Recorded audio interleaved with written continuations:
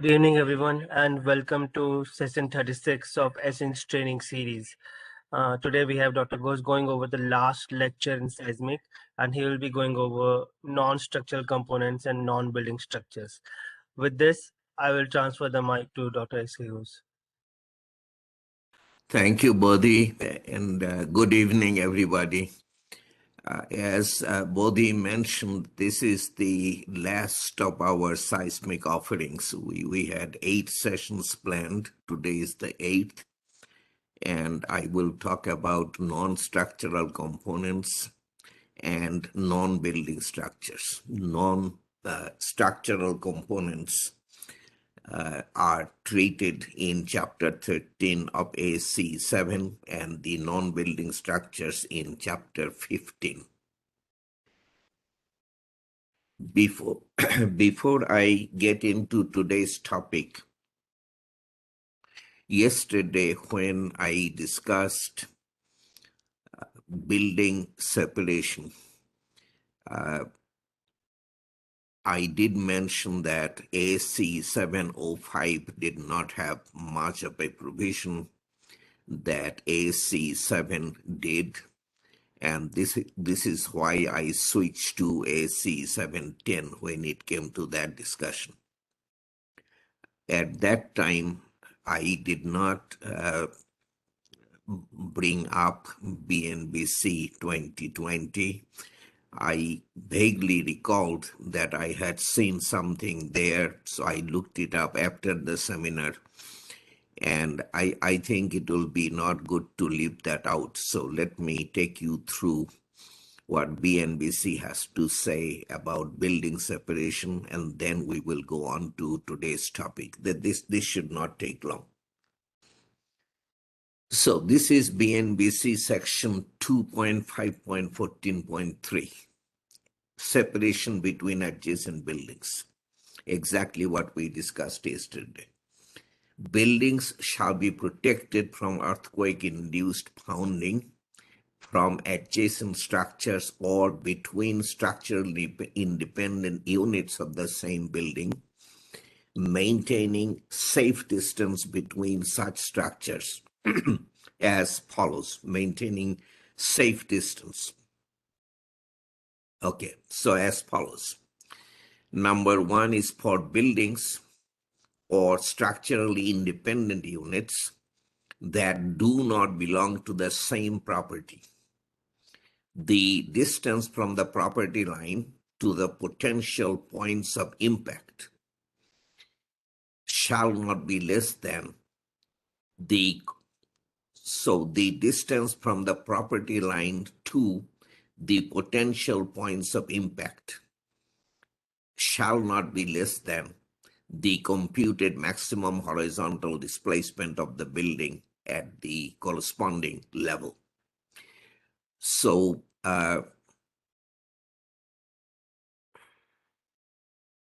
I do not know how, let us read it. So for buildings or structurally independent units, so we are talking about more than one building, more than one structurally independent units, but they do not belong to the same property. The distance from the property line to the potential points of impact between the two buildings shall not be less than the computed maximum horizontal displacement of the building at the corresponding level. I think you understand the essentially they are saying that the setback distance, so there are two buildings in question. And if pounding happens, the shorter building will hit the taller building at the roof level of the shorter building. So the setback distance has to be the maximum horizontal displacement of the shorter building, and the setback distance for the taller building will be the maximum horizontal displacement at the level of the roof of the shorter building. Okay. Now, the concept of the maximum inelastic response displacement, as it was called in ASC 710, where we specifically include torsional deformations, is not there in BNBC.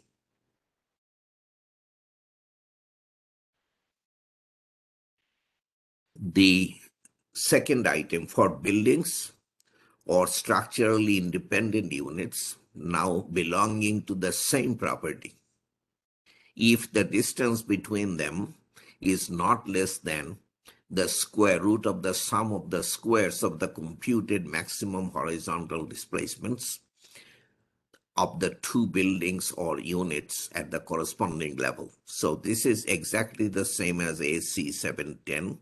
Separation distance is square root of the sum of the squares of the deflection at the roof level of the shorter building and the deflection at the corresponding level of the taller building. Okay. Now, this square root of the sum of the squares concept is in BNBC ahead of AC 710. I wanted you to see that.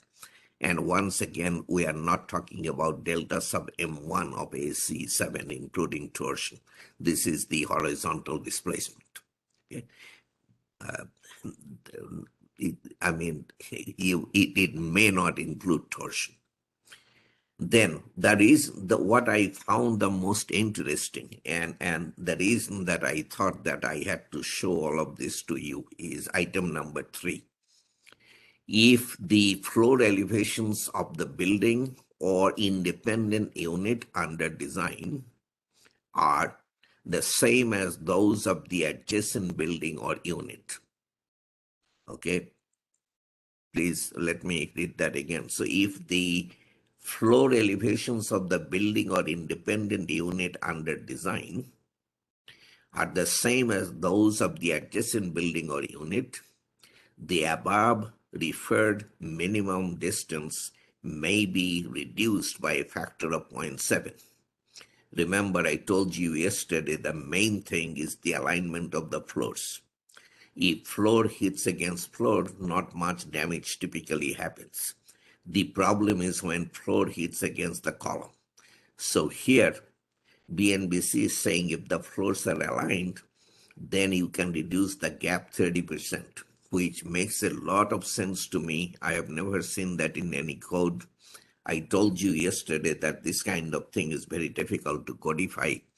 So I think this is very interesting, and you should take note that it is in BNBC.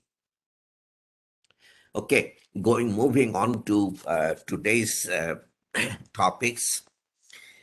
What we will discuss are AC7 BNBC requirements for non-structural components. Those are covered in BNBC 2020.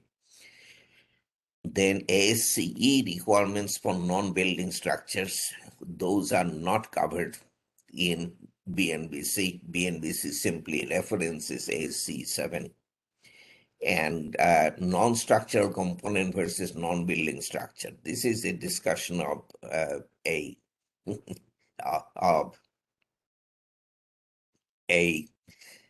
question that comes up all the time. You have to design a tank that is, let us say, mounted on top of a building. Is the tank a non-structural component or a non-building structure? Many times it is a question without an easy answer. So that topic I want to spend a little bit of time on. Okay. So the documents in the background of our discussion are BNBC 2020, the seismic provisions of which are based on those of AC 705. You have heard this many times. Those are still in the background. Today, I do not know that I will need to go too many times to AC 710. So, but let's see. Okay. As I mentioned already, the non-structural components are in chapter 13.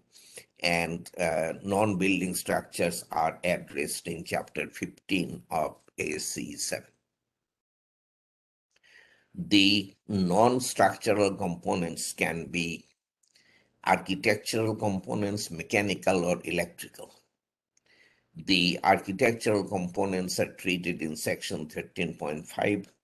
The mechanical and electrical components are treated in 13.6. Now, these things, the non-structural components, could be a parapet, which would be an architectural component, or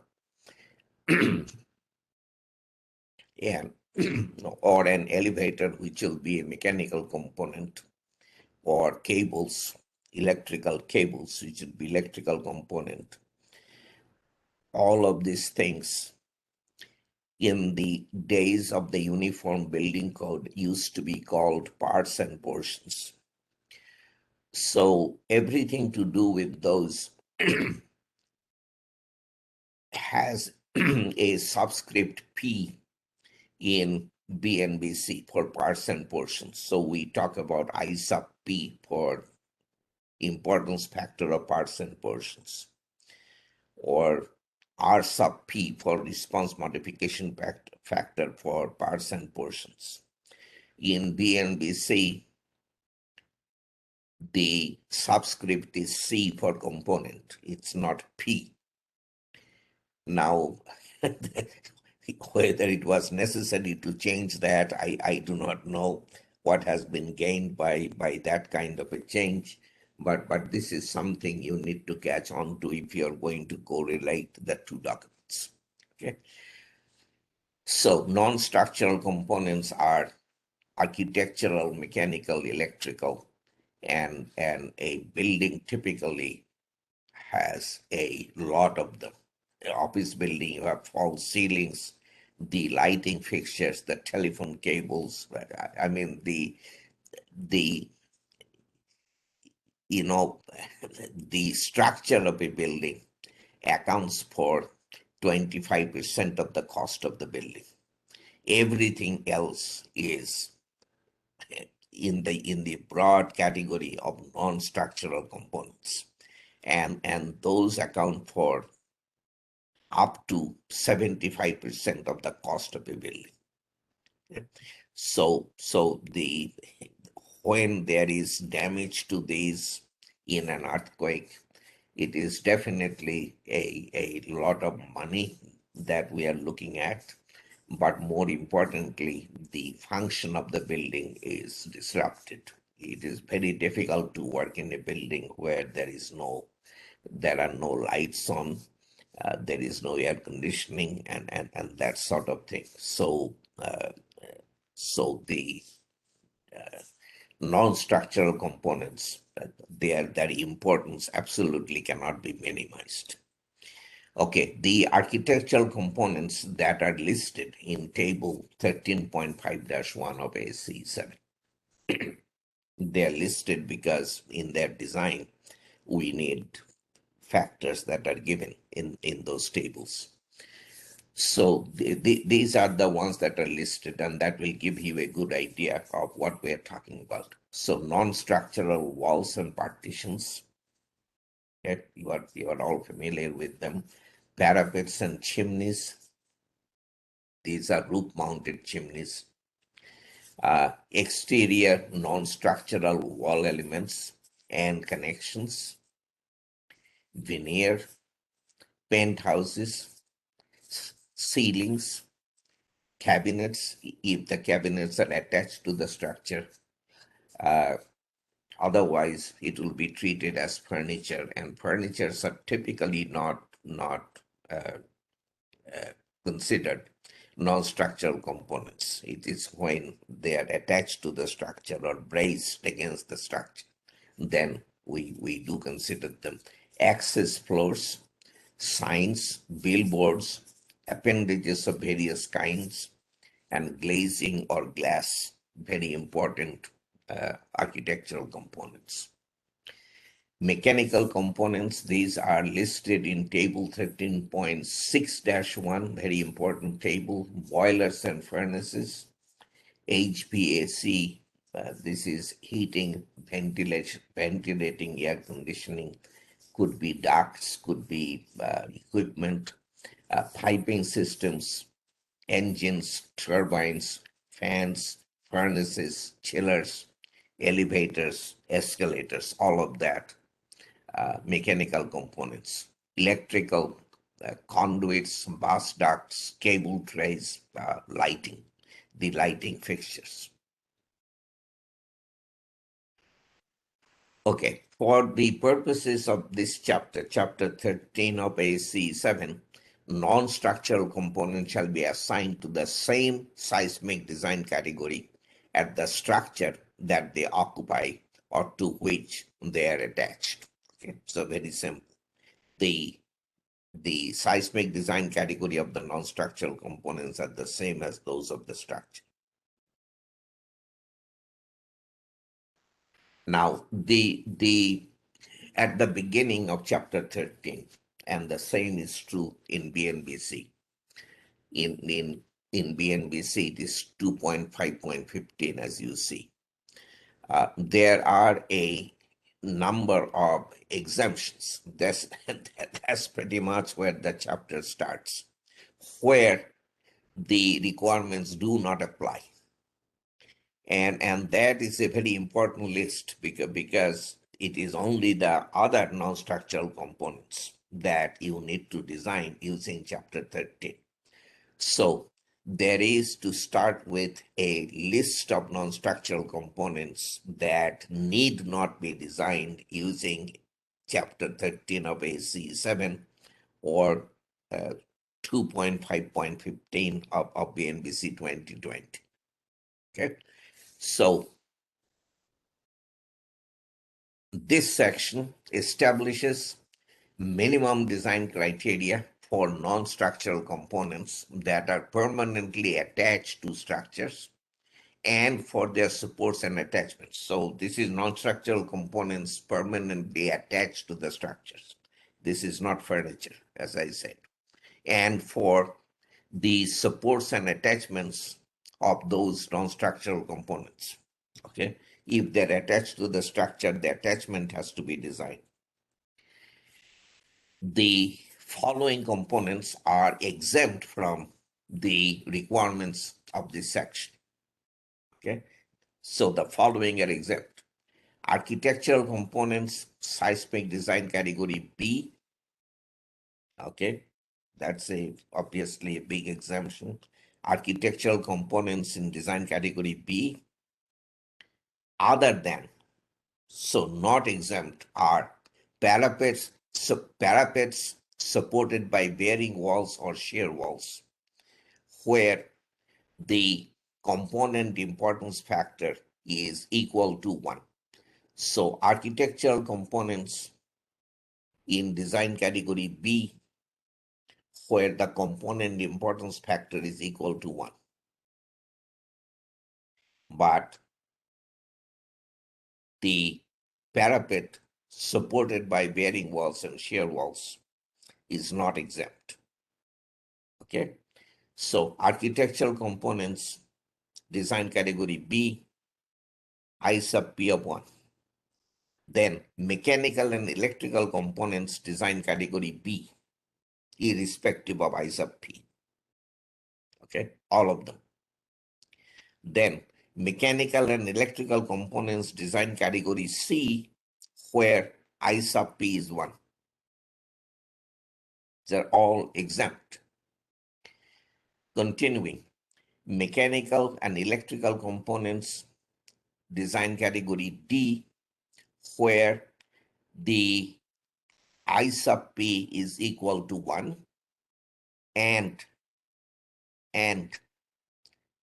either a flexible connection, either flexible connections between the components and associated ductwork, piping, and conduit are provided. So connections between the component and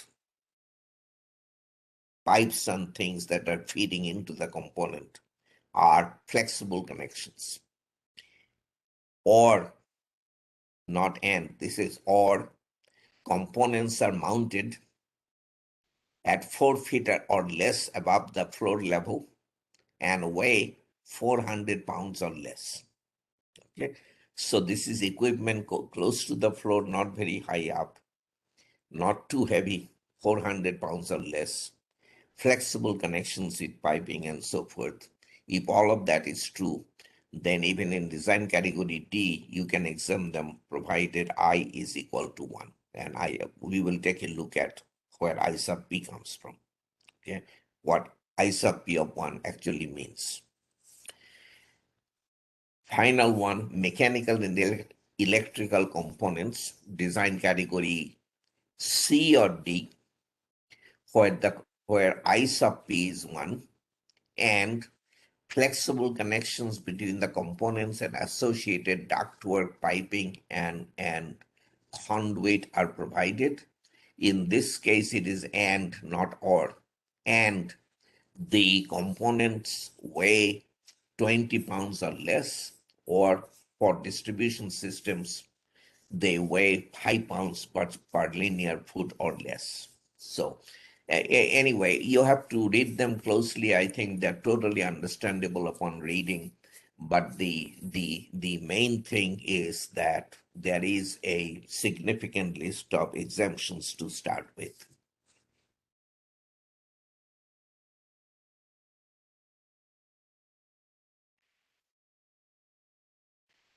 Now, there is a provision in BNBC which I first of all don't fully understand. Secondly, I do not know what you do with something like this. Let's take a look. So where the individual weight of supported components and non-building structures. So it says individual weight. And that kind of throws me. Where the individual weight of supported components and non-building structures with periods greater than 0.6 second, that is typically indicative of a period is 0.6 second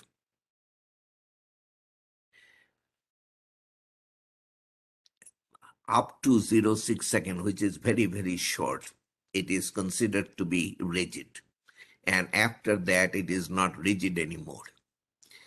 So where the individual weight of supported components and non-building structures with periods greater than 0.6 second exceeds 25% of the total seismic weight W. The individual weight is what I don't understand. They're not talking about combined weight. Individual weight of supported components. The structure shall be designed considering interaction effects between the structure and the supported components. Well,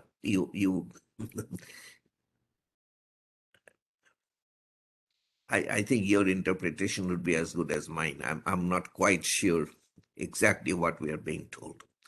Testing shall be permitted to be used in lieu of analysis methods outlined in this chapter to determine the seismic capacity of components and their supports and attachments. Okay, that take that for what it is. Now in AC7, there are more understandable and more specific requirements that are kind of important. I will spend a little time on this stuff because this tends to be extremely important, and it goes into the territory of what is a non-building structure, what is a non-structural component. Do you design something by chapter 13? Do you design it by chapter 15? So let us take a look at, what I tried to convey to you is that BNBC kind of talks about it, but what it says is vague at best. At least I don't understand it.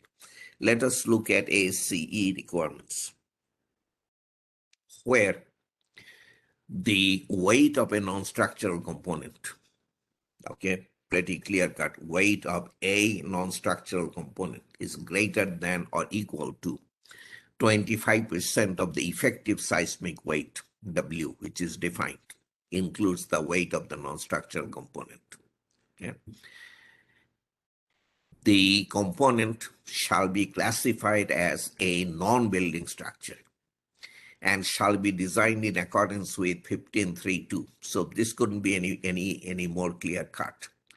If a non-structural component is heavy, weighs more than 25% of the total weight of the structure and the component, then you shall design this non-structural component as a non-building structure. Okay. Non-building structures, including storage racks and tanks. We are now talking about non-building structures, not non-structural components. Okay. So non-building structures, including storage racks and tanks that are supported by other structures, shall be designed in accordance with Chapter 15. We kind of know that. Where Section 15.3 requires that seismic forces be determined in accordance with Chapter 13. I will take you there. Please note, this is important stuff because I have had dealings with this stuff where I have dealt with situations where this turns out to be very important. Yeah. So non-building structure shall be designed by Chapter 15. That's fine. But then Chapter 15 may direct you to Chapter 13 for the design of certain non-structural components. That's what we are talking about in the second sentence, where Section 15.3 requires that seismic forces be determined in accordance with Chapter 13, and values of R sub P are not provided. If you want to design by Chapter 13, you will need the component response modification factor R sub P. So when Chapter 15 directs you to Chapter 13 and R sub P is not provided, R sub P shall be taken as equal to the value of R listed in Chapter 15. So you would take the R value from Chapter 15. The value of A sub P, this is dynamic amplification factor, shall be determined in accordance with footnote A to tables 13.5.1, 13.6.1. Anyway, details aside, what I'm trying to indicate to you is that non-building structures that are supported by other structures shall be designed by Chapter 15. But there are times when Chapter 15 will tell you that certain non-building structures shall be designed by Chapter 13. And then you will need R sub P, A sub P, and where you get it is indicated here.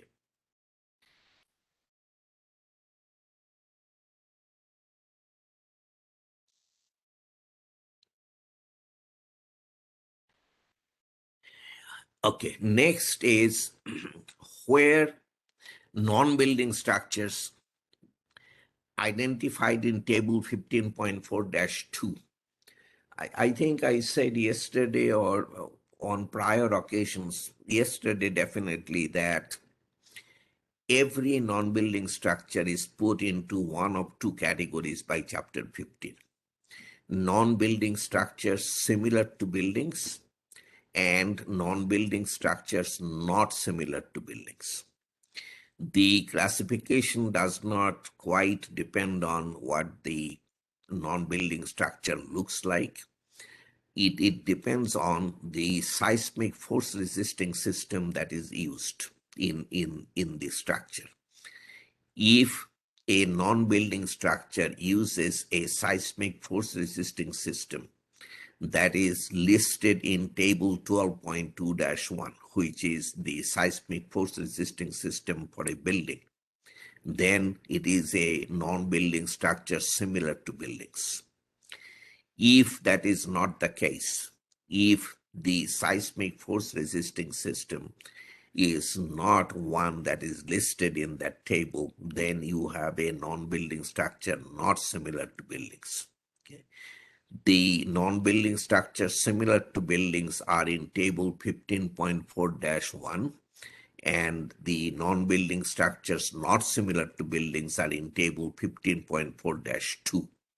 So where non-building structures are identified as not similar to buildings, a non-building structure that is not similar to building, when it is supported by other structures, and the non-building structures are not part of the primary seismic force resisting system, one of the following methods shall be used. Let's read this you need to understand. So where non-building structures that are not similar to buildings are supported by other structures, okay, could be a chimney, and the non-building structures are not part of the primary seismic force resisting system, then one of the following methods shall be used. I'll take you only through the first part. The second part is a little too complicated, and I'll leave it to you to read if you're interested. For the condition where the weight of the non-building structure, so we are talking about a non-building structure supported on another structure. For the condition where the weight of the non-building structure is less than 25% of the combined weight of the non-building structure and supporting structure. Okay, this is the important part. Where the weight of the non-building structure is less than 25% of the combined weight of the non-building structure and supporting structure, the design seismic forces of the non-building structure shall be determined in accordance with chapter 13. See, this is where it sends you. Chapter 15 sends you to chapter 13, where the non-building structure has a weight that is less than 25% of the combined weight of the, okay. So shall be determined in accordance with chapter 13, where the values of R sub P and A sub P shall be determined in accordance with section 13.1.5, which we looked at. Okay. Anyway, the rest of it may or may not be all that terribly important, and I will not take you through the case where the non-building structure weighs more than 25% of the combined weight.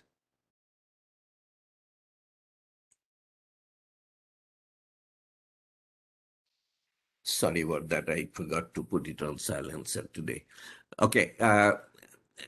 So where the non-building structure weighs more than 25% of the combined weight, I will not take you through that, but there is provision for that. So I wanted you to see that instead of this vague provision in BNBC 2020, AC7 has very clear, distinct provisions for both non-structural components and non-building structures. And these are kind of interrelated. Okay. And I think that's probably enough on this topic. But this is the exemptions are very important, and what I just took you through is also very important. It is. I mean, you cannot start doing things. You cannot start designing a non-structural component without figuring out if it is exempt, because then you'll be wasting time. And also you cannot start running numbers until you have figured out some of the things that we discussed. Is the non-structural component too heavy? In which case we may have to go to chapter 15 for our design, not chapter 13. Okay. So With those things settled, so let us get into chapter 13, the non-structural component design chapter. So if you consider the exemptions, then what that leaves for us to design are parapets in design category B, all parapets, and architectural components in design category B when I sub P is larger than 1. Okay, so in seismic design category B, the only architectural components that we need to design by chapter 13 are parapets and architectural components with I sub P larger than 1. If the design category is C, all architectural components must be designed by chapter 13. Electrical and mechanical components must be designed, but only if I sub P is larger than 1. Design categories D, E, and F. Architectural, mechanical, electrical, all non-structural components. Basically, always shall be designed by chapter 13. We say basically always because there were those exemptions 4 and 5, remember?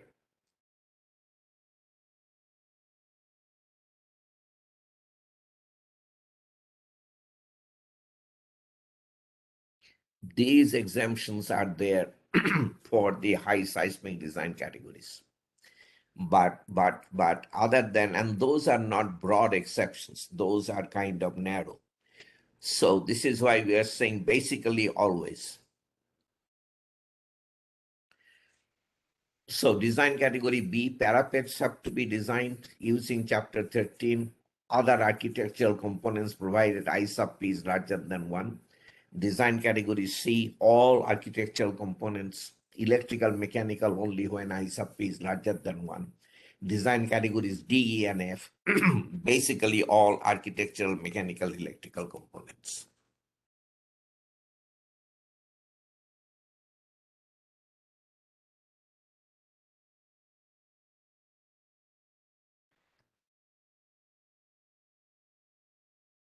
Now the I sub P that keeps on coming up. Okay, I sub P, as you have seen, is very important. It dictates many times whether we have to design a component by chapter 13 or we can forget about design.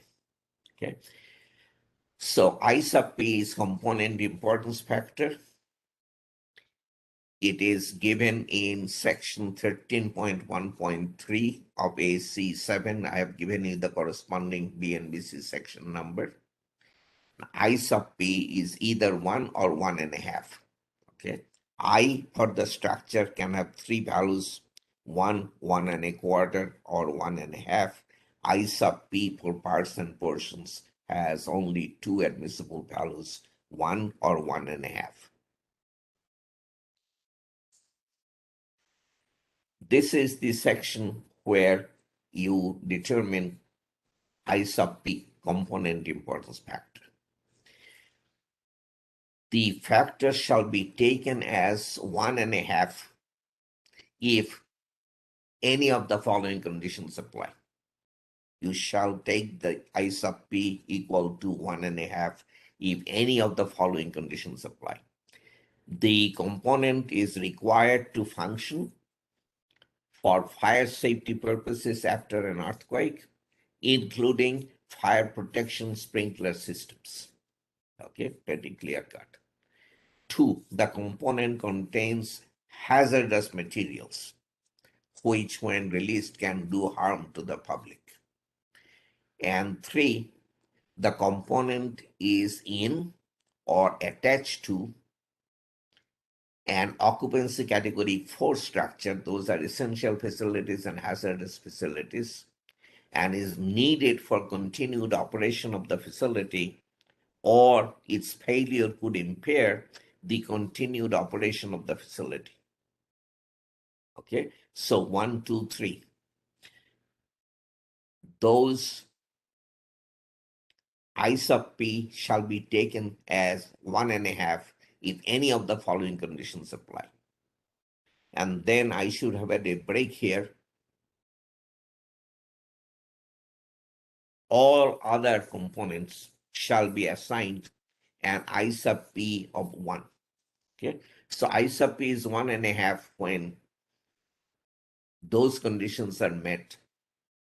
It's kind of, it's not exactly essential facility, but the component is needed for continued functioning of a facility.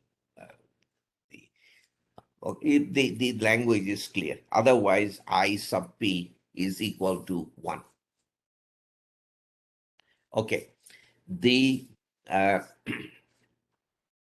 what force do you need to design a component for? The component design force is F sub P. Okay, that notation is common between AC7 and BNBC, F sub P. Maybe it is F sub C. Yeah, F sub C in BNBC. Okay. So the component design force is 40% of S sub ds. S sub ds, remember, is short period design spectral acceleration. If we divide that by 2.5 or multiply it by 0.4, we get design level peak ground acceleration. Okay, this we have discussed many times before. So we are talking about the peak ground acceleration multiplied by a dynamic amplification factor, A sub P, times the weight of the component, W sub P, divided by R sub P, component response modification factor, and then I sub P is the importance factor we have been talking about.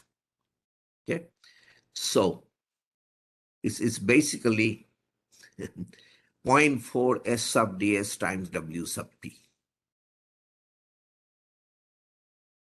The peak ground acceleration multiplied by the weight of the equipment.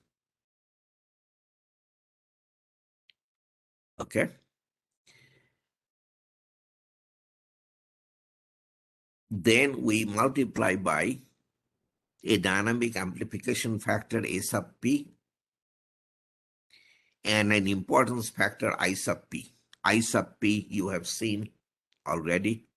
A sub P we will talk about. And we divide the whole thing by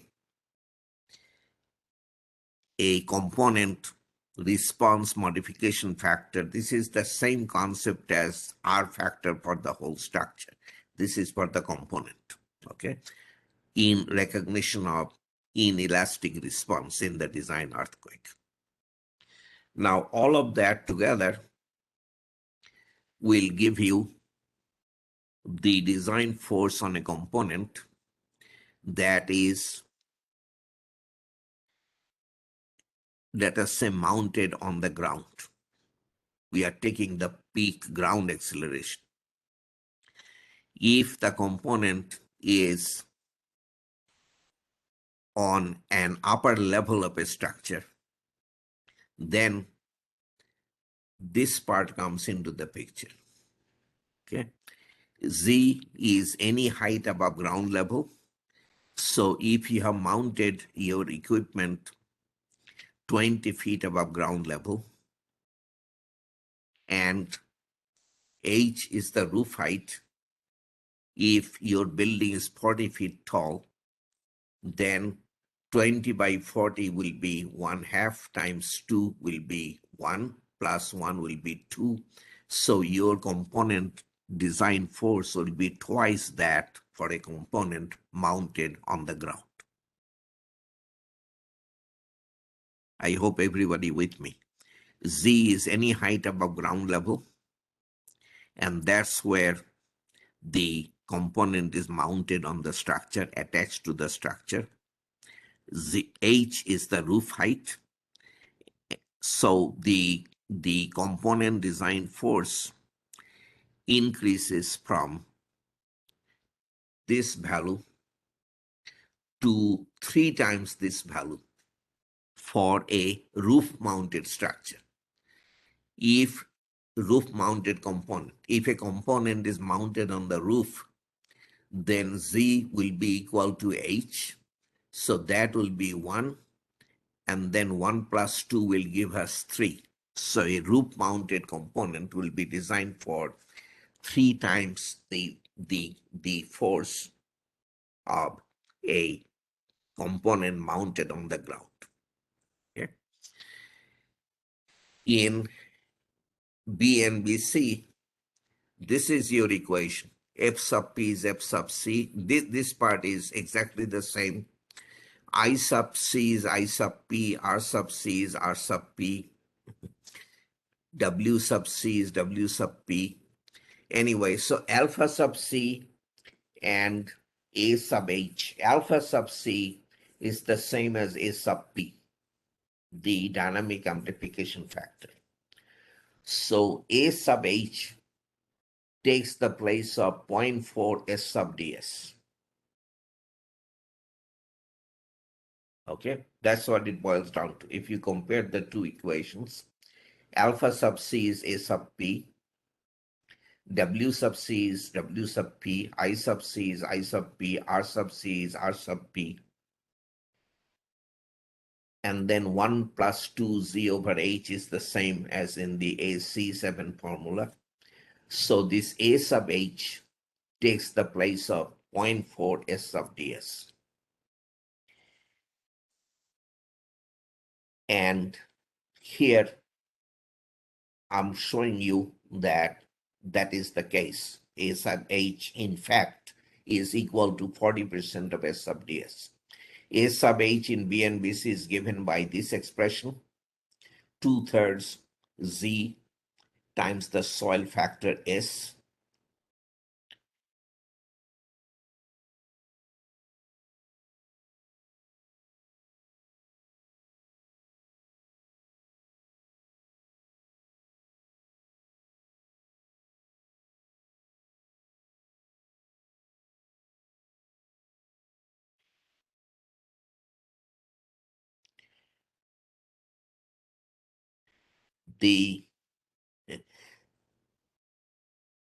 The soil factor S of BNBC is F sub A of AC7, and the Z is 40% of S sub S. Z is MCE level acceleration. This is why it is 40% of S sub S, not S sub ds. So 2/3 of Z, which is 40% of S sub S, times the soil factor S, which is the short period site coefficient F sub A, and all of that, 2/3 of S sub S, F sub A is S sub ds. So A sub H is actually equal to 40% of S sub ds. So there is absolutely no difference between the BNBC formula and the ASC7 formula. If you remember that alpha sub C is A sub P, and in all other cases, the subscript C is subscript P of ASC7. Okay. So what is A sub P?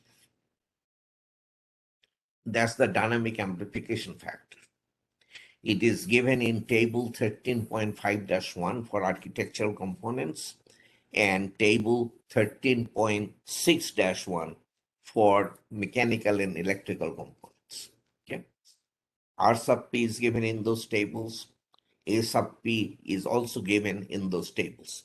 13.5-1 for architectural, 13.6-1 for mechanical and electrical. A sub P is either 1 or 2.5 with just one exception, just so that you know. There is either no dynamic amplification or there is significant dynamic amplification, 1 or 2.5, with one exception. I did not reproduce table 13.5-1. It is easy enough for you to look up. I think I gave you the corresponding BNBC table number. Anyway, that's where it comes from, and it is 1 or 2.5.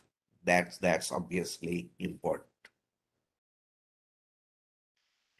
Okay, now we will discuss the variation along height that we, in a way, already discussed. So at the base of the structure,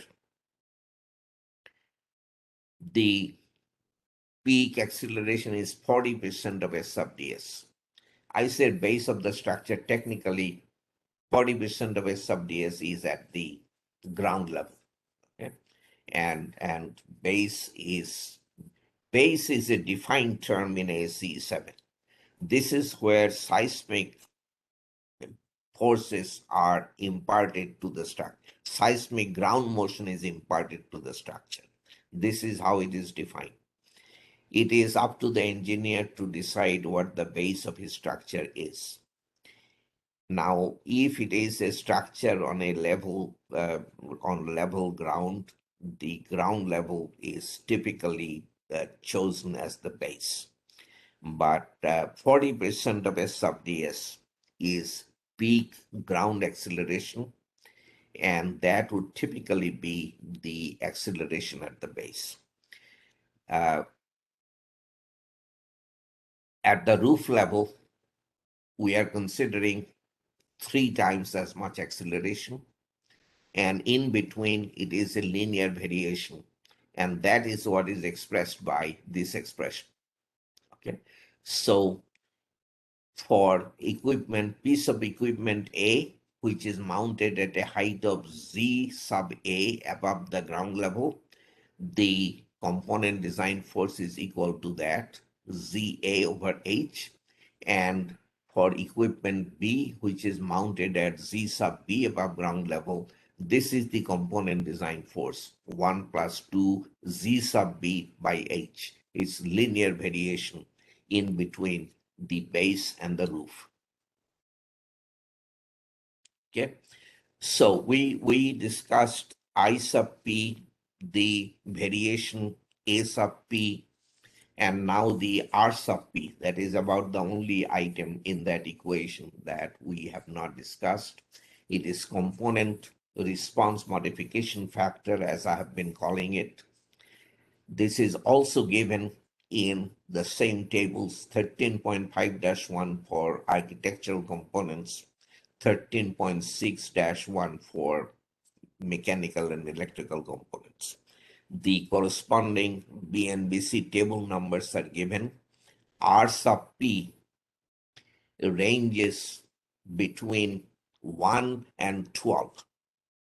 Now 12, I think there is only one case that is kind of an outlier, but it is a pretty big range. It is not like A sub P, 1 or 2.5. Okay, so in those tables, the architectural, mechanical, electrical components that I showed you earlier in the 3 earlier slides are listed, and their A sub P and R sub P values are given.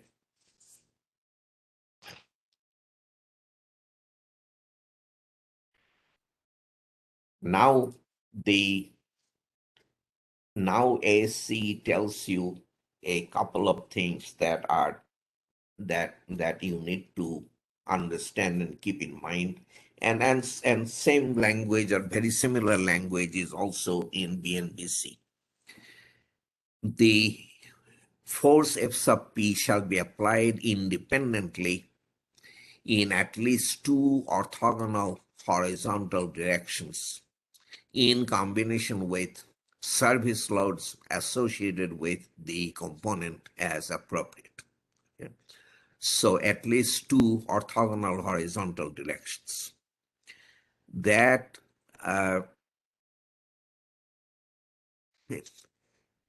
what do I want to say? Yeah, that's what should be done. But when you are designing a parapet, it is the out of plane direction that counts. In plane, this f sub p will not do anything. Will It will basically have no consequence. It's a it's a long thing. Anyhow, I want to say that in principle, yes. In reality, it may, depending upon what you are doing, it may not be necessary to apply the force, as it says, in at least two orthogonal horizontal directions. For vertically cantilevered systems, the force F sub p shall be assumed to act in any horizontal direction. In addition, the component shall be designed for a concurrent vertical force of plus or minus 0.2 s sub ds times the weight of the component. Okay, this can be plus or minus. This is on top of the lateral force, the F sub p. This is an axial force, a vertical. That cannot. I mean, I probably shouldn't say axial. It's a vertical force. The redundancy factor rho is permitted to be taken equal to 1, and the overstrength factor omega sub 0 does not apply. Okay. So read this and keep this in mind. The what you are designing will dictate exactly how you implement that requirement. Where non-seismic loads on non-seismic loads on non-structural components exceed F sub p, such loads shall govern the strength design. So let's say on a parapet you have out of plane wind, you have the F sub p acting out of plane. The wind may very well govern in high wind areas, and you will design for strength required for the wind, no question about it. Okay, so where non-seismic loads on non-structural components exceed F sub p, such loads shall govern the strength design, but the detailing requirements and limitations prescribed in this chapter shall apply. And this is like structure. Okay, the strength will have to be whatever requires the strength, but if your seismic design category is high, it will do the required detailing. Okay, so component design force. I hope that the requirements are clear. It's actually conceptually without any complication, as far as I'm concerned. Okay, 40% of S sub ds is the peak ground acceleration, design level peak ground acceleration. We multiply that by the weight of the component. So mass times acceleration is a force. So that's what we get. We have our component design force. That's the basic part. 40% S sub ds W sub p. Now there is a possible dynamic amplification depending upon what we are designing. Dynamic amplification would be like higher mode effects. And there is the possibility of a response modification factor if the response is going to be inelastic. That's where A sub p and R sub p come from. I sub p makes sure that we design important components for higher force. It's that simple. If a component is going to be needed for fire recovery after an earthquake, we better design it for 1.5 times the force that we would use in the design of ordinary components. And then all of that gives us the connection force for a piece of equipment mounted on ground. If it is a roof mounted equipment, we would multiply that force by a factor of 3.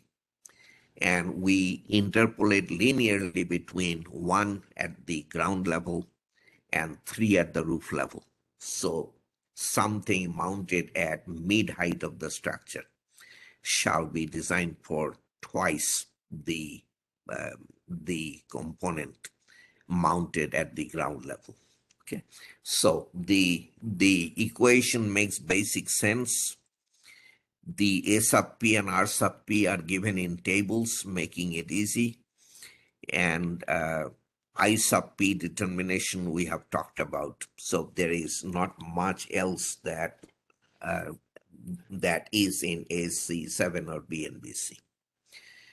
Now that is the force. There are some things like piping and so forth where the component design force is not important. What is important is seismic relative displacement that has to be accommodated by the piping or whatever we are designing. The effects of seismic relative displacements are required to be considered.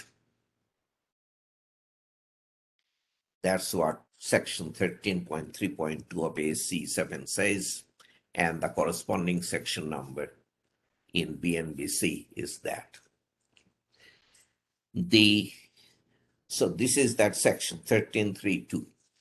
The effects of seismic relative displacements shall be considered in combination with displacements caused by other loads as appropriate. So it's not only seismic that may cause displacements. Other loads may also, anyway, so in combination with displacements caused by other loads. Seismic relative displacements, the notation is capital D sub P, shall be determined in accordance with equations set forth. Okay, so equations are given for D sub P. This is very likely D sub C in BNBC. Okay, so please follow this. So for two connection points on the same structure A, okay, so piping, whatever we are designing, is attached to the same structure at two connection points. For two connection points on the same structure A or the same structural system, two connection points, one at a height h sub x and the other at a height h sub y. This one, there should be a subscript. D sub p shall be determined as just delta sub xi minus delta sub y a. A is for the structure. So it is D sub p is delta sub x minus delta sub y, as simple as that. For two connection points on the same structure, one at a height h sub x, the other at a height h sub y, D sub p shall be determined as delta sub x minus delta sub y. Okay. Alternatively, to what we just said, D sub p is permitted to be determined using modal procedures described in 12.9. I took you through. It was one full day on modal analysis, remember.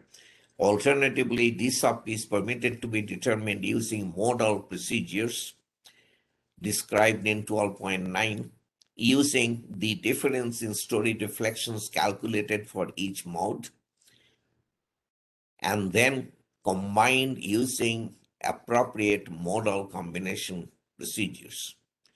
D sub p is not required to be taken as greater than, okay? So D sub p you calculate. D sub p is not required to be greater than, not required to be taken any greater than, or simpler language would be D sub p need not be any larger than, okay? Let's see what this is. So h sub x is the height to the first attachment point, h sub y is the height to the second attachment point. So h sub x minus h sub y is the vertical distance between the 2 points. Okay, we divide that by the story height h sub sx and multiply by the allowable drift of structure A. So the actual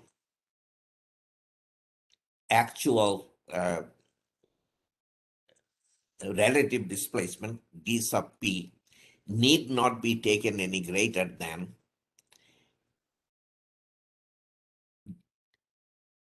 delta allowable deflection. Let's say top point. Let us say 2% of story height. Okay, so delta sub a would be 2% of story height. We divide that by the story height. That gives us 2%. So D sub P need not be taken any larger than 2% of the vertical distance between the points where the piping is attached to the structure. Okay, so D sub P you will calculate as here, or you will calculate by modal analysis procedure, but it need not be taken any larger than the right hand side. So that is attachment to the same structure. For two connection points on separate structures A and B, one at a height h sub x and the other at a height h sub y, d sub p shall be determined as absolute value of delta sub x, which is on structure A, and delta sub y, which is on structure B. Okay, so we have the attachment point at h sub x moves. The attachment point at h sub y also moves. We will take the horizontal movements and sum them up. Okay, absolute values, because the movement is in both directions. We will take the absolute values of the two and add them together. This d sub p need not be any larger than, same thing, we take the deflection limit, how much we'll allow, the allowable inter-story drift, we divide that by the story height, multiply by h sub x. H sub x is the height to where the first attachment is. And similarly, we take delta sub A, the allowable story drift of structure B, divided by the story height, multiplied by height to the point where the second attachment point is. So I think if you read this, it will be clearer than I probably was able to make it. I think everything it makes sense when you read. So then, so a component has to be designed for the force that we looked at. Depending upon the component, more critical combination consideration may be that you will have to accommodate the relative displacement d sub p that we looked at when you design glazing or glass. it is the relative displacement that becomes important. That has to be kept within tolerable limits that are given in AC7. Okay, so whether the force or the displacement is more important depends on what it is that you are designing. And then the attachment of the non-structural component to the structure, that obviously is important. You have to design that attachment as well. So the section is 13.4 in AC7, 2.5.15.2 in BNBC. I took the first two lines from BNBC because it's simpler, and then AC7 language, which is very, very similar to what you have in BNBC. Components shall be attached such that the component forces are transferred to the structure. Very simple, conceptually and practically, that's what we have to do. Component attachments shall be bolted, welded, or otherwise positively fastened, okay, positively fastened without consideration of frictional resistance produced by the effects of gravity. Friction due to gravity is not something we count on in seismic design. There are these days one exception. I would not go there, but from the beginning of seismic design, we have not relied on friction caused by gravity for seismic resistance. And we are saying the same thing. Component attachment shall be bolted, welded, or otherwise positively fastened without consideration of frictional resistance produced by the effects of gravity. A continuous load path of sufficient strength and stiffness between the component and the supporting structure shall be provided.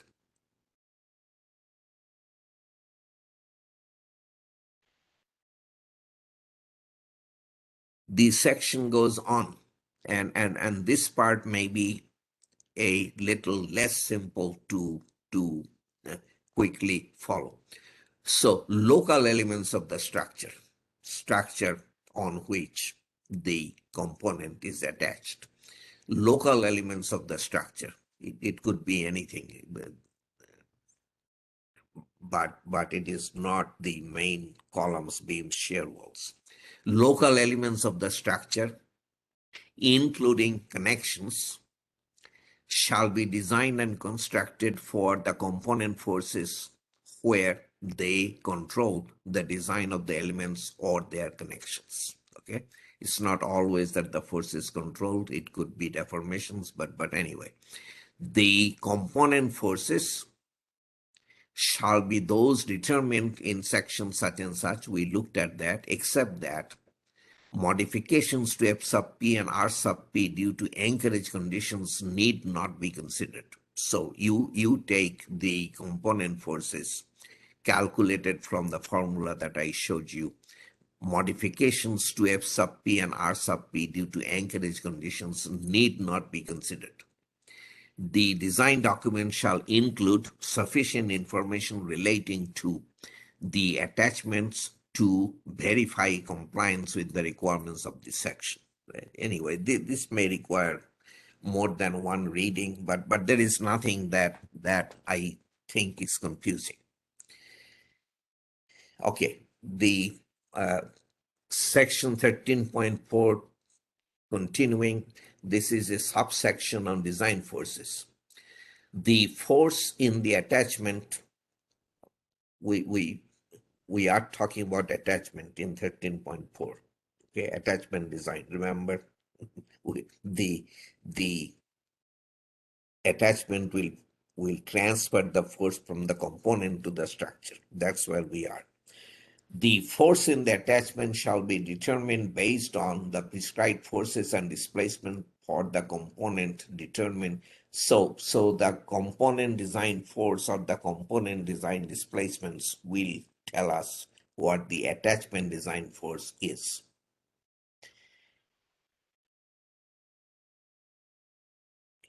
AC 710. So this language is in AC 710 as well.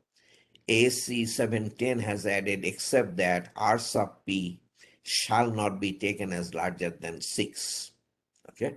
So the force in the attachment shall be determined based on the prescribed forces and displacements for the component determined from earlier provisions, except that R sub P shall not be taken as larger than 6. The next subsection, very important under attachments, is anchors in concrete or masonry. Okay. Masonry I have not reproduced, but the subsection on anchors in concrete, AC 705 has 4-5 provisions. If you read them, you are liable to be confused. And then in AC 710, we switch to this requirement. Anchors in concrete shall be designed in accordance with Appendix D of ACI 318, the anchorage appendix. Okay. Anchoring to concrete is the title of Appendix D. So, and that takes care of everything that AC 705 was telling us to do. So this is a very, very important requirement when you attach a non-structural component to a structure. The anchors shall be designed using ACI 318, Appendix D, and that will give you ductile anchor failure. ACI insists on the steel failing rather than concrete in anchor design, and the steel failure has to be ductile failure. Okay, there are a couple of alternatives to that, but anyway, so that kind of a failure mode is very, very important. So this to me is an extremely important requirement, that the anchors must be designed by ACI 318. Okay. Now, beyond anchor design forces, anchors in concrete or masonry, there are other provisions that you need to look at in AC 7. Installation conditions, multiple attachments, power actuated fasteners, and even friction clips. And there is good commentary on friction clips with a picture. Okay, good AC 7 commentary. So as far as anchorage of non-structural components, there is quite a bit said in AC 705. In ACE 7, a big item is special certification. I didn't quite find it in BNBC. That doesn't mean it is not there. I may not have found it. Special certification is required for many equipment. Anyway, let's look at this. Hospital equipment, a hospital will not buy equipment that does not have special certification on it. It's as simple as that. So this is a very important requirement of AC 7 that is adopted by the IBC and practiced across the United States. So where in the code do you find special certification requirements? AC 705, it is section 13.2.2. This is in the IBC as well. I went back to 2009 IBC because that's more like BNBC 2020. And the section where you find special certification is 1708.4. Chapter 17 is on inspection and testing. Okay. What does certification applies to? For what do you have to have special certification? Design category C through F, mechanical and electrical equipment with I sub P larger than 1. This is very, very important stuff. Okay. Design category C through F, mechanical and electrical equipment, all mechanical electrical equipment that has I sub P larger than 1. Also, design category C through F components with hazardous contents that have I sub P larger than 1. Okay. Now, if you read AC 7, instead of straight out saying equipment with I sub P larger than 1, it talks about the designated seismic system. Designated seismic system consists of electrical mechanical equipment with I sub P larger than 1. The definition is in section 11.2. Anyway, so what it boils down to is what we said here. What do you need special certification for? Design categories C through F, mechanical and electrical equipment with I sub P larger than 1. Design categories C through F components with hazardous contents I sub P larger than 1. Okay. So what is required special certification?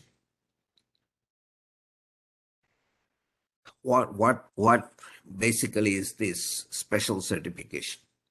For mechanical and electrical equipment, show that equipment remains operable following design earthquake, and this showing has to be by shake-table testing in accordance with such and such, experience data in accordance with 1326, or analysis. So the basis can be shake-table testing, experience data that would be acceptable to the building official, or analysis. Analysis choice is kind of restricted. You cannot always use it. But anyway, the purpose of the shake-table testing and so forth is to show that the equipment remains operable following design earthquake. Okay, and the special certificate will state exactly that. For components with hazardous contents, show that containment is maintained. The material will remain contained following design earthquake. And you shall also show this by shake-table testing or experience data or analysis. On top of everything we discussed, IBC has special inspection requirements for some of this stuff. For storage racks and access floors, periodic special inspection is required. Periodic means from time to time as opposed to continuous. For architectural components, also periodic special inspection. And mechanical and electrical components, periodic special inspection. I have given you IBC section numbers. Those are 2009 IBC section numbers.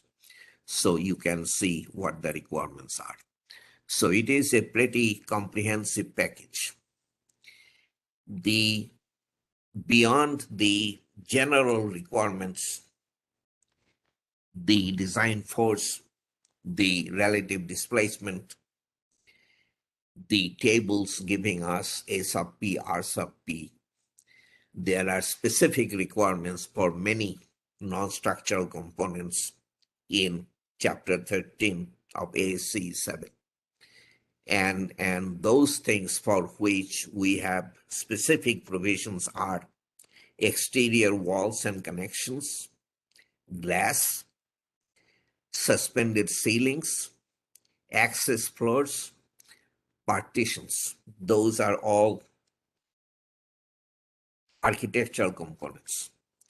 Mechanical electrical components for which we have specific provisions printed in AC 705 are utility and service lines, HVAC ductwork, piping systems, boilers and pressure vessels, elevators and escalators. Okay. So that brings us to a point that is, I think, very logical for our break. So we will come back at 9:35 precisely and go into the non-building structures. Okay. Dr. Ghosh? Yeah, So I think you will finish quite early today because there's not much left after this, I right? don't know. We'll see. Okay.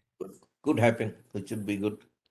Yeah, then I was thinking that I will leave the question and answers for you then today. Oh, whatever you like. Yeah, I Yeah, don't know. How many slides left?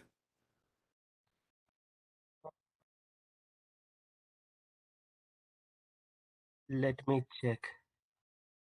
There are not many slides left after this. Yeah, anyway, if it is early, that would be good. Yeah, I think 29, 30 slides. Yeah. It probably won't be that early, but probably a little Yeah, early. Yeah. okay. Yeah. Okay.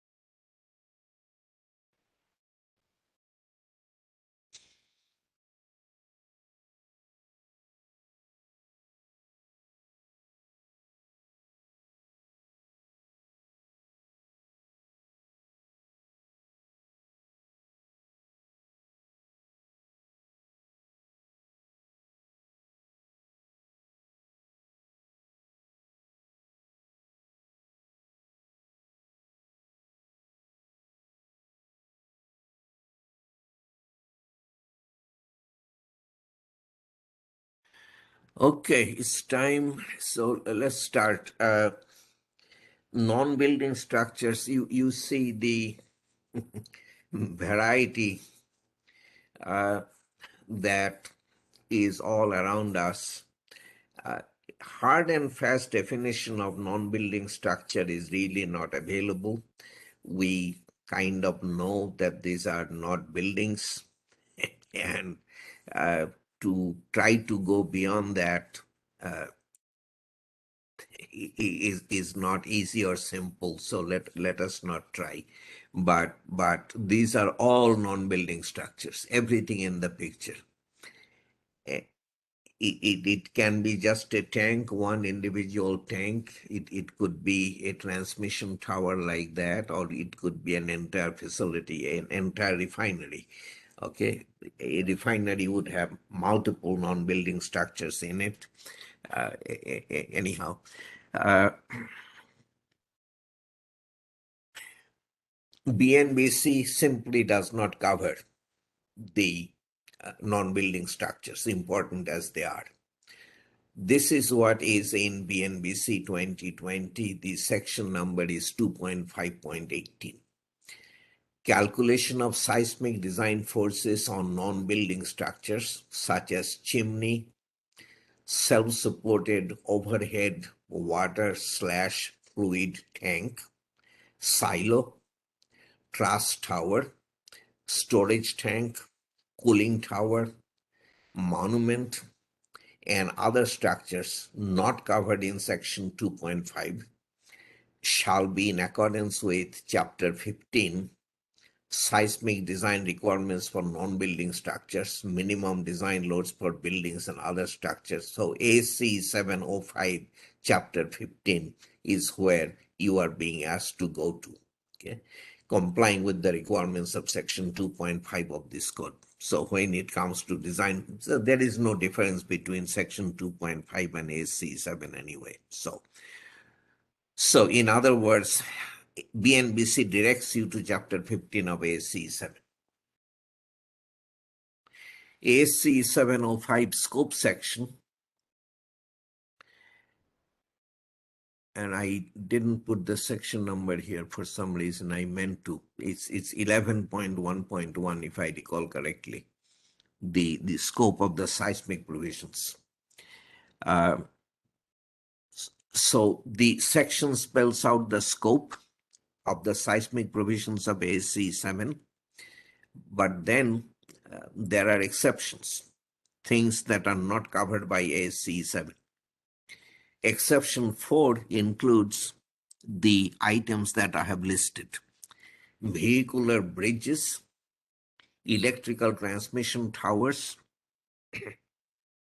hydraulic structures, buried utility lines, nuclear reactors. Those are all non-building structures, but they are not covered by ASC 705. The electrical transmission tower is kind of illogical for ASC 7 not to cover, but that is because of political reasons. The powerful interests didn't want ASC 7 to cover them. Be that as it may, ASC 7 tells you in black and white that those particular non-building structures definitely includes all bridges, are not covered by AC 705. Okay, as I said, non-building structures are put into one of two categories: non-building structures similar to buildings, or non-building structures not similar to buildings. The non-building structures similar to buildings utilize seismic force resisting systems that are listed in table 12.2-1. A very common example are the pipe racks that you find in all kinds of plants. The racks are quite often made of concrete. In this case, it is precast. They don't have to be precast. The important thing is these are frames, the same frames that are listed in ASC 7 table 12.2-1. If your seismic design category is D, these frames will have to be special moment frames. Okay, none of that goes away.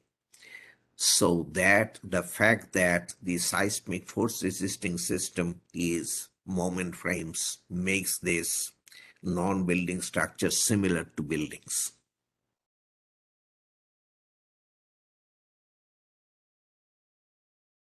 The many water tanks or liquid retaining tanks that are all around us, we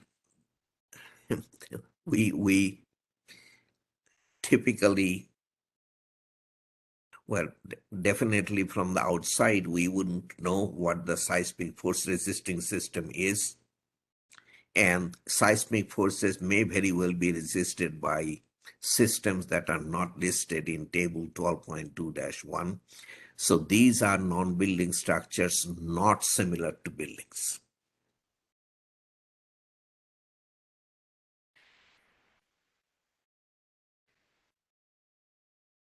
Basically, non-building structures similar to buildings are treated like buildings for most practical purposes. We design them as we would design a building with some modifications, additions that we will talk about that are made in chapter 15. Non-building structures not similar to buildings, we have specific provisions for many of them in chapter 15. And something like liquid retaining tanks, the provisions have now, from the beginning in the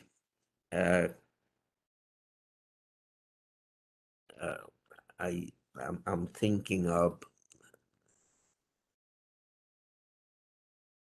it's difficult to pinpoint when the beginning was, but let us say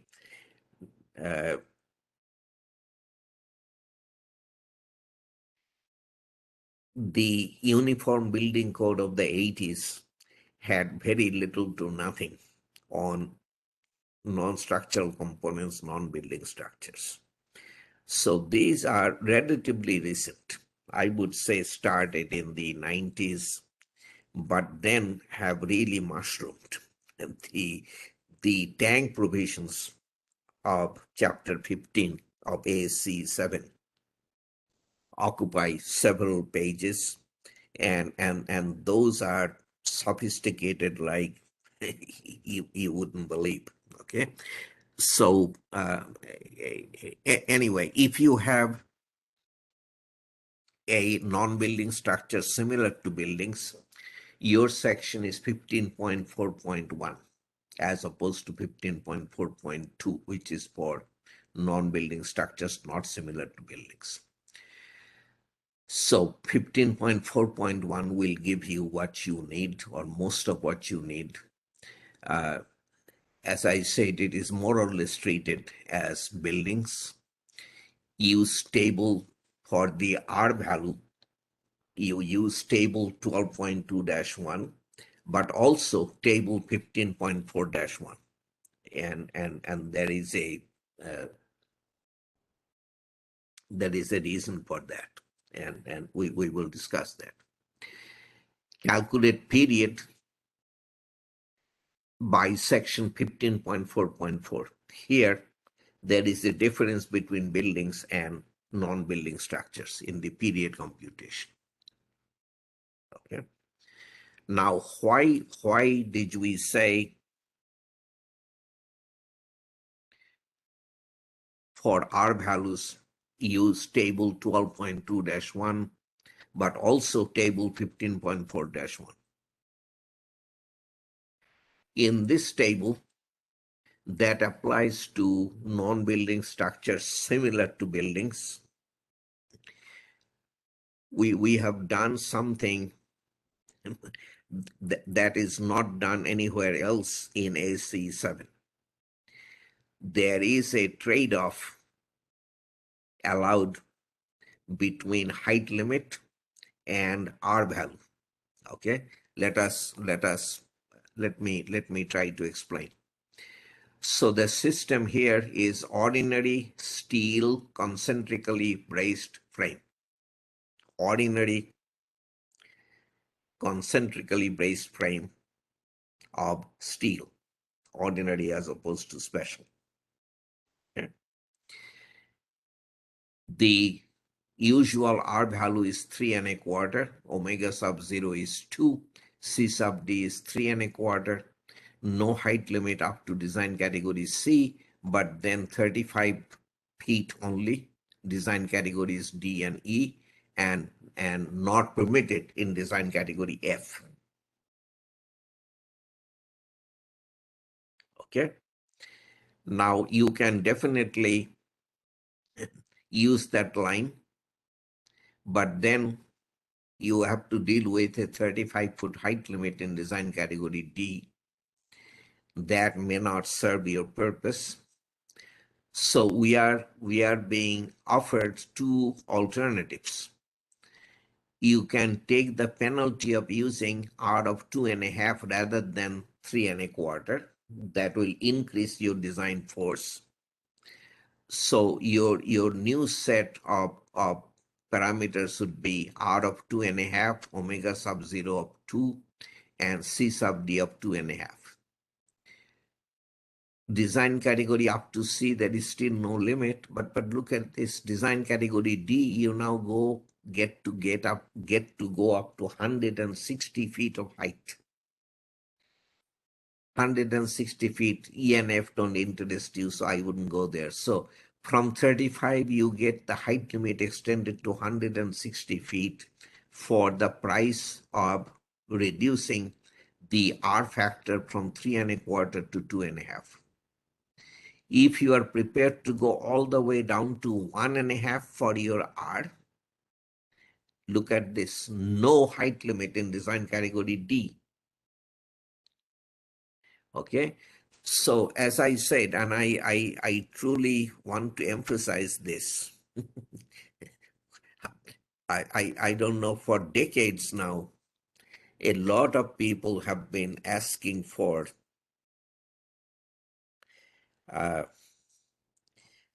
relief from special detailing requirements if we have a lot of strength sitting there for us. There are many buildings that are strong for reasons that have nothing to do with structural requirements. Okay. They are strong, maybe because they're supposed to be monuments. Okay. Anyway, in those structures, design category D, do we need to do special detailing? What is this detailing going to do for us? If the structure is really stiff and strong, it is not going to move in an earthquake. So what would all this detailing do? Anyway, that is the argument. There are number of, anyways, this is something that has never been allowed by ASC 7 until now. Things may always change in the future, but so far we have not relented on the requirement that in design category D, you shall as a minimum do special detailing. Design category C, you shall as a minimum do intermediate detailing. Okay. Now here, it is not exactly the same thing. Some of these non-ductile systems are allowed anyway, like this ordinary concentrically braced frame of steel is not a ductile system. We're still allowing it in design category D, but put a height limit on it. Now what we are allowing, and this is the only place, only for non-building structures similar to buildings, is a trade-off between R value and the permitted height limit. Okay, interesting concept. I hope the explanation has been clear. So with this system, you have a choice of an R of 3.25, which will give you 35-foot height limit in design category D, or an R of 2.5, which will take your height limit in design category D to 160 feet, or if you are prepared to go down to 1.5 for your R value, then you get unlimited height. Okay.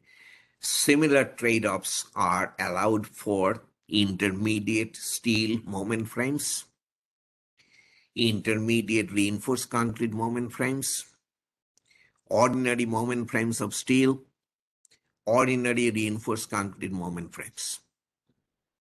Okay, so those are the 5 systems: the concentrically braced frame, and these for which the trade-off is allowed.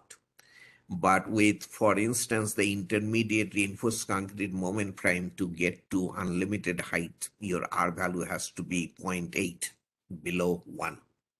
Okay, so please take a look at this table 15.4-1. Very interesting table. Interesting things are happening in there. Okay, not similar to buildings. So you still have to look at 15.4.1, where it directs you. The R omega sub 0 and C sub D now comes from table 15.4-2. And the design base shear equations are the same, but the minimums are not the same, as I'll show you. And the period calculation is cannot be this. It is not the same as for buildings. Basically, you cannot use the approximate period that we use in building design. Okay, that is not allowed by chapter 15. Okay, so these are the design base shear equations that you are all familiar with by now. This is the descending branch, period dependent. This is the upper bound. This is the constant displacement part of the spectrum starting at T sub L. Now the lower bound, remember 0.044 S sub ds I times W, but never any lower than 0.01. Here it is 0.03. Okay, this is a much higher minimum. Non-building structures not similar to buildings, much higher minimum. And the near fault minimum, I don't remember exactly what it was, is also different here for non-building structures not similar to buildings. This minimum applies only where the mapped long period quantity is larger than or equal to 60% of G, which is the rough equivalent of old UBC seismic zone 4.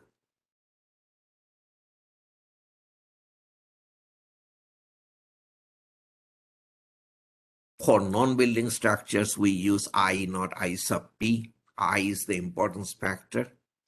It is given in section 15.4.1.1, which references table 11.5-1, where the seismic importance factors are given for structures.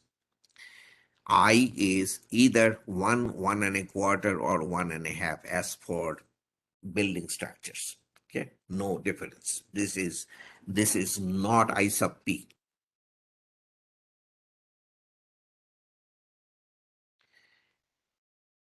Period computation. How do you determine T? The approximate period formulas do not apply. That's pretty much what this is saying. So this is the requirement for period determination for non-building structures. The fundamental period of the non-building structure, fundamental period, shall be determined using the structural properties and deformation characteristics of the resisting elements in a properly substantiated analysis. The eigenvalue analysis that we talked about involves stiffness assumptions as indicated in section such and such. Alternatively, you can use the Rayleigh-Ritz formula. Okay, many of us are kind of familiar with this, and I don't remember. I don't think I showed you an example. Anyway, this is reasonably easy to use. The W sub I, delta sub I, F sub I are explained here. The values of F sub I represent any lateral force distribution in accordance with the principles of structural mechanics. We typically take the design base shear distributed according to the code prescription, but you don't have to, as it says, it can be any lateral force distribution in accordance with the principles of structural mechanics. You shouldn't have a high force at the base and a low force at the top. That is not in keeping with the principles of mechanics. Anyway, the F sub I are the forces, delta sub I are the displacements obtained for those forces from elastic analysis, and what else was involved? F sub I, W sub I. W sub I are the seismic weights at the various floor levels. Okay, so this equation, I think you are, well, the main thing is the approximate period formulas are not allowed. It has to be rational period determination, which you can do on the computer using eigenvalue analysis, as we call it, or if you want to do simple hand calculation, it is the Rayleigh-Ritz formula that you can use. When I say hand calculation, the delta sub I has to come out of analysis. Okay, but then you can find the period by basically manual calculation.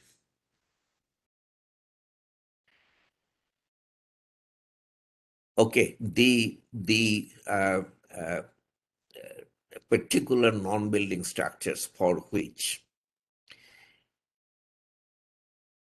AC 7 chapter 15 gives you provisions are pipe racks. These are all important, very important things. Steel storage racks, electrical power generating facilities, towers supporting tanks and vessels, piers and wharves that are accessible to the public. If those are private piers, then not covered by ACE 7.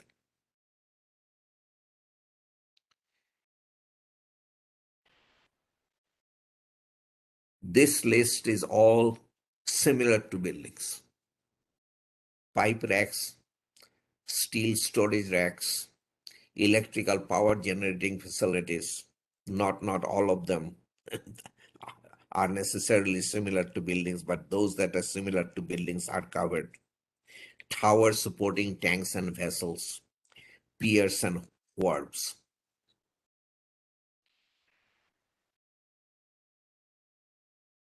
Specific items covered in SC 705 that are not similar to buildings. Earth retaining structures, stacks and chimneys, amusement structures, special hydraulic structures, secondary containment structures, tanks and vessels. That's the section I was telling you has grown to the point that I can't even believe. Okay, there is a section on drip limitation for non-building structures. The drip limitations of section 12.12.1 for buildings need not apply to non-building structures, need not apply if a rational analysis indicates they can be exceeded without adversely affecting structural stability or attached or so without adversely affecting structural stability or attached or interconnected components and elements such as walkways and piping. Okay, without adversely affecting attached or interconnected components and elements such as walkways and piping. If you can show that large deflections will not have adverse impact on walkways and things, then the drip limit for buildings does not apply. P delta effects shall be considered where critical to the function or stability of the structure. Okay, the final segment. This is not final. I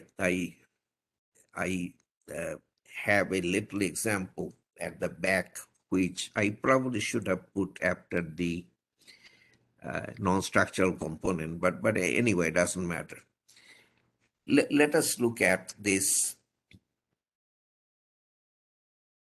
What is it? Non-structural component or non-building structure? Quite often, it's not that clear-cut.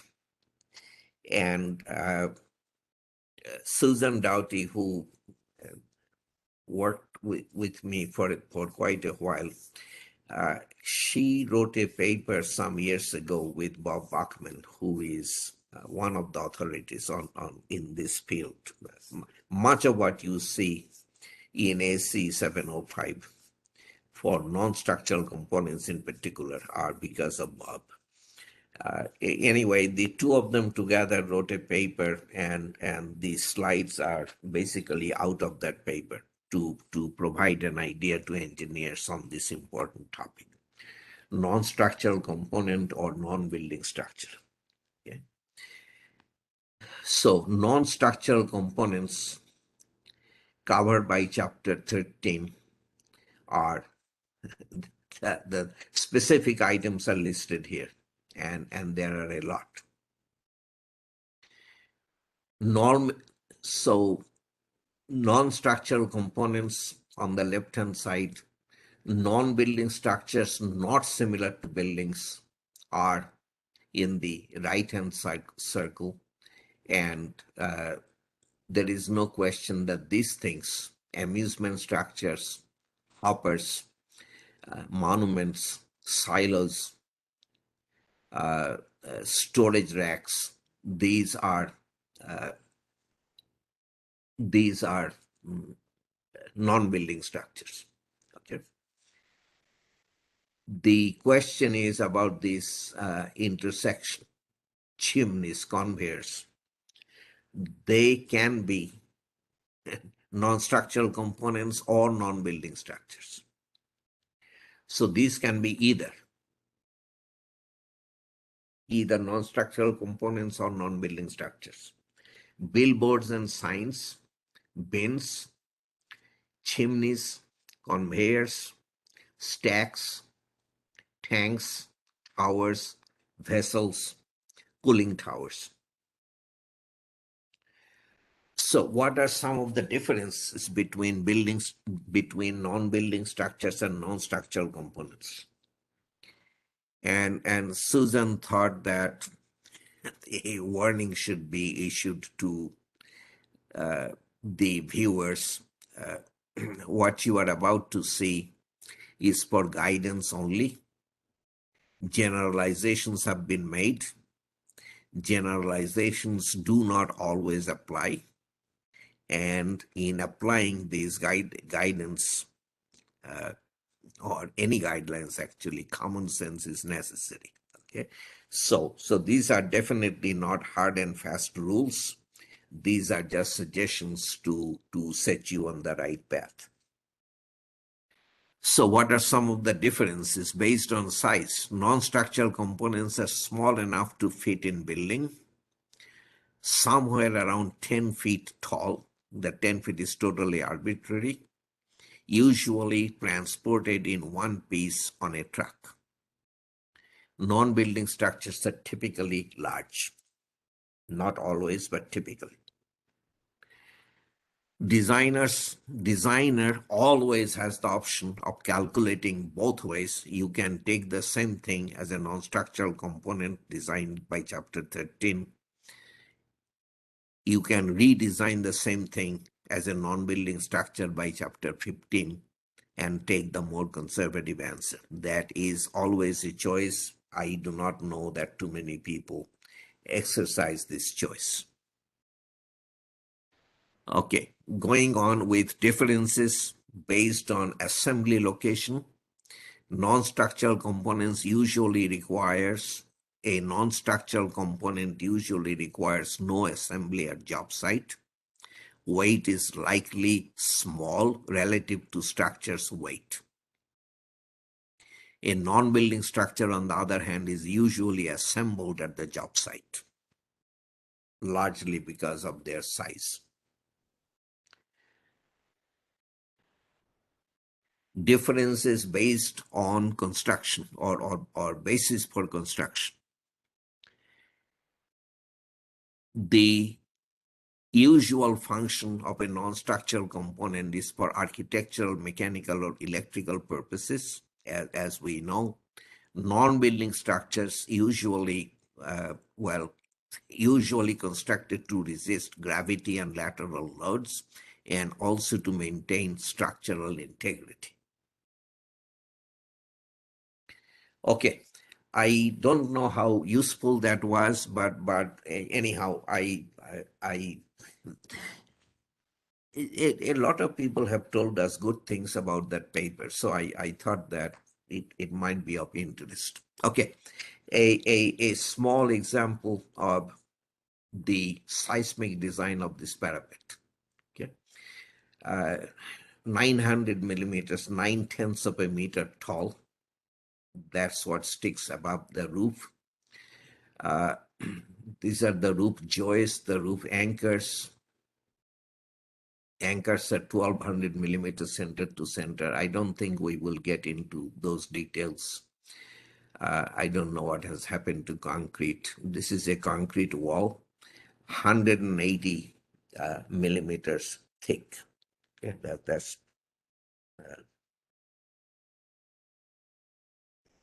that's what, 8 inches. 6 is 157.5 inches. Okay. Okay, so this is we are trying to design this parapet. Weight of the parapet per linear foot is 24.52.9 1.18. I don't know that everything is presented in the problem statement. Let me see. No, I did not give you the other details. Okay, so accept that to be the weight, 3.97 kilonewtons per meter of this parapet. The seismic lateral force, which would act at the centroid of the parapet, is given by AC equation such and such as F sub P equal to, I corrected these things last night and it still looks, so it is A sub P, S sub ds, I sub P divided by R sub P, 1 plus 2z over h w sub P. You have looked at that equation a number of times. We will use that equation now. Our I sub P is equal to 1. It's a parapet. It doesn't serve any essential purpose. S sub ds is 50% of G. That is kind of part of the problem statement. W sub P, weight of the parapet, this is calculated value, although I didn't give you the details that are needed for the calculation. 3.97 kilonewton per meter. A sub P, the component amplification factor, which is given in table 13.5-1 for architectural components. I told you it is either 1 or 2.5. If you go to that table, you will see that for parapets, it's 2.5. The H height of roof above the base is 6 meters. That was given in the problem statement. This 6,000 millimeters here. Okay, so that is H, and Z. Z, remember, is height to the location where the component is attached. The parapet is attached to the structure at the roof level. So our Z is also equal to H, is also equal to 6 meters. This is like a roof mounted equipment. Parapet is mounted on the roof or attached to the roof. R sub P, component response modification factor. If you go to the table 13.5-1, where we found A sub P of 2.5, the R sub P is also 2.5. So now we have everything that goes into this equation. 0.4 S sub ds is 0.5. What was before point? 0.4 A sub p, 0.4 A sub p, S sub ds, I sub p. So 0.4 A sub p is 2.5, S sub ds is 0.5. I sub p is 1 divided by R sub p of 2.5, and then 1 plus 2 times z over h. Z is 6 meters, h is 6 meters, times w sub p. All of that gives us 60% of the weight. The weight we said is 3.97 kilonewton per meters. So 60% of that would be 2.38 kilonewton per meter. There is a minimum on the F sub P below which you cannot go, and minimum and maximum, remember, so those simply do not govern. So the governing F sub P is 2.38 kilonewton per meter. This acts at the center of mass of the parapet, and the parapet is 900 millimeters tall. So the center of mass is half of that above the roof. So that is 0.45 meter times the 2.38 kilonewton per meter gives us 1.07 kilonewton meter of moment per meter length of the parapet. Okay, so for 1 meter strip of the parapet, the bending moment at the roof level is 1.07 kilonewton meter. So it's a very simple example. At the same time, I think it shows you application of the F sub P formula, which has multiple components in it. Okay, thanks very much. That's what I planned for today. This is our last seismic offering, and Bodhi is right. We are early. So anyway, I'm open to questions, and I would like to, before I open up to questions, I really would like to thank all of you for listening to long lectures. This is the 19th time that I have appeared before you. To listen to the same voice day after day cannot be all that enjoyable.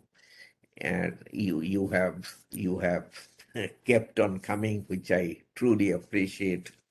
And hopefully this will lead to better things. Okay, thank you so very much, and I'm open to questions. Thank you, Dr. Ghosh. Yeah, uh, we don't have a lot of questions till now. So I'll start from the very beginning. Dr. Ghosh, some of the questions are related to earlier sessions. So I Mm, just want to tell you. mm, And this is something that I think you already replied once, but I will still read the question. So in BNBC 2020 table 6.2.19 for seismic design category D, the height limit for intermediate moment resisting frame system is 35 meters, but for dual system intermediate moment frame, it is 11 meters. So can you explain why the lower height limit for dual system?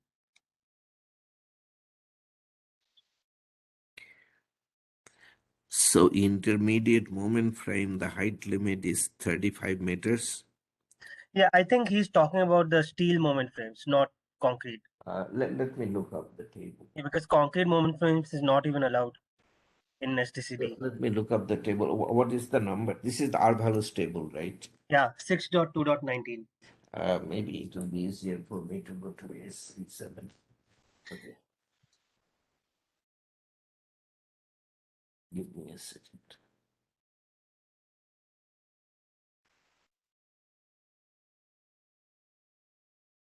Okay, so first he has an intermediate moment frame.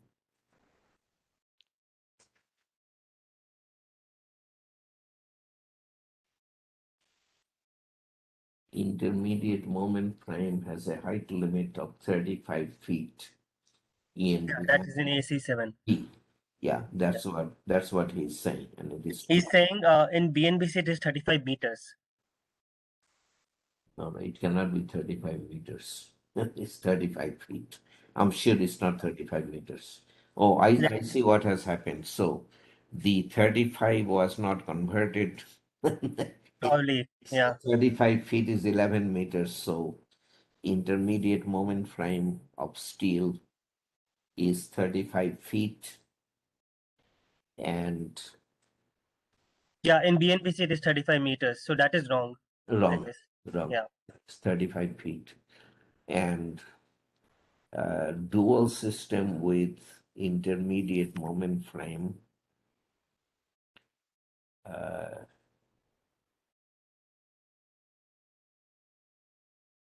Now, what is the shear wall? He's talking about steel concentrically Oh, braced frame. okay, So steel concentrically braced frame. Let me see.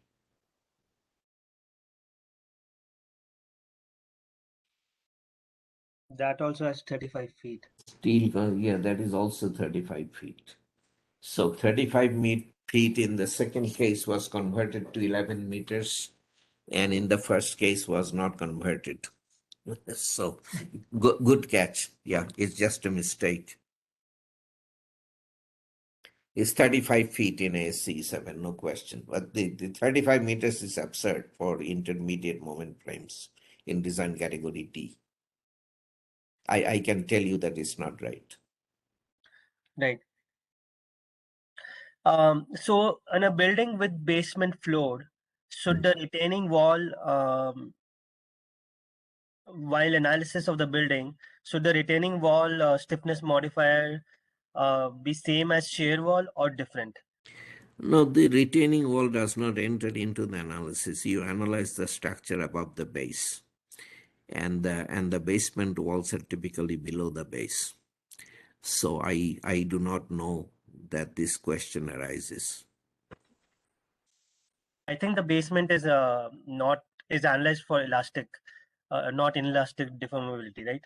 In The case of basement walls, if they're designed, it will be for uh, the out of plane soil load. The soil loads it from the outside, and as far as the entire basement goes, earthquake increases the soil pressure on one side and decreases it on the other side. And that needs to be taken into account in earthquake situations. But none of this enters into the analysis of the building.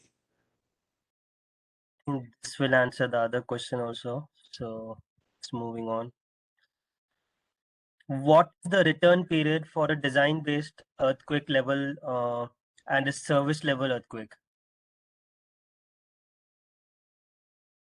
There is no such thing as a service level earthquake. At least I am not aware of any. Sometimes, well, first of all, the first question is what's the return period on the design basis earthquake or something like that, on the design earthquake, right? Yes. Hmm? Yes, you're right. Okay, so the answer is that it is uh, not a fixed number. The design earthquake is 2/3 of the maximum considered earthquake, which has a 2,500-year return period. Okay, so when you take 2/3 of 2,500-year earthquake, that has a variable return period. In the United States, where I know the numbers, that number varies from 500 years in coastal California all the way up to 1,000 years or more on the East Coast. Okay, something in that range. I believe there are places where it can be as high as 1,500, but that's probably uncommon. So anyway, it's a variable return period, uh, and that would be true of Bangladesh as well. So it will be something I suspect in the 1,000-year range, but it is not a fixed number that I can give you. Now, there is no such thing as a service earthquake, as I said, but sometimes a building is required to be completely functional, serviceable, and so forth under what are called frequent earthquakes. And those earthquakes uh, can have a return period. It depends on the design criteria.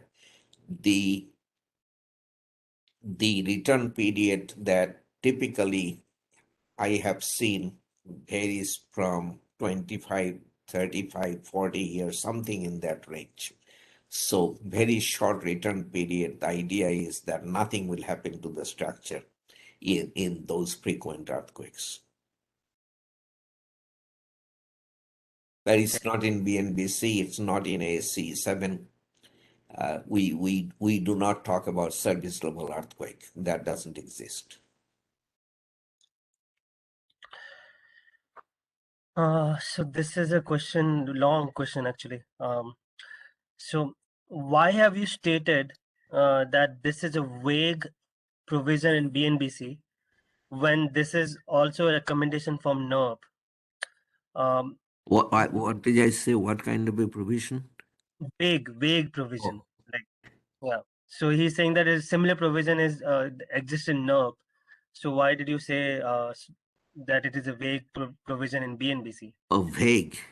Yeah, vague. Yeah, that only. When I said today, that language is in our provisions, Yeah, that's that what he. doesn't make it any less than vague.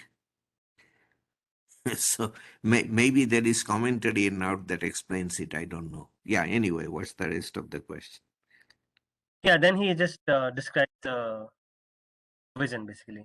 So where the individual weight of supported components and non-building structures with periods greater than 0.06 seconds exceeds 25% of the Yeah, total size. anyway, if he understands it, I would like to read this. Yeah, okay.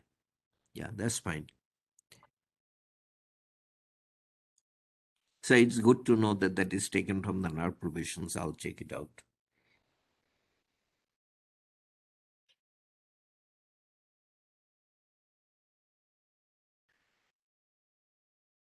Which method is used to determine displacements of non-structural components? You do elastic analysis just like for any structure. What other method? I don't understand.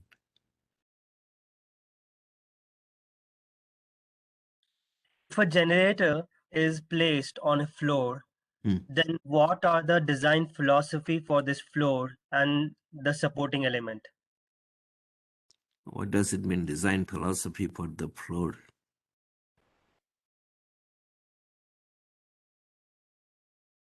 The criteria, I think, how to design that floor. Probably that's what.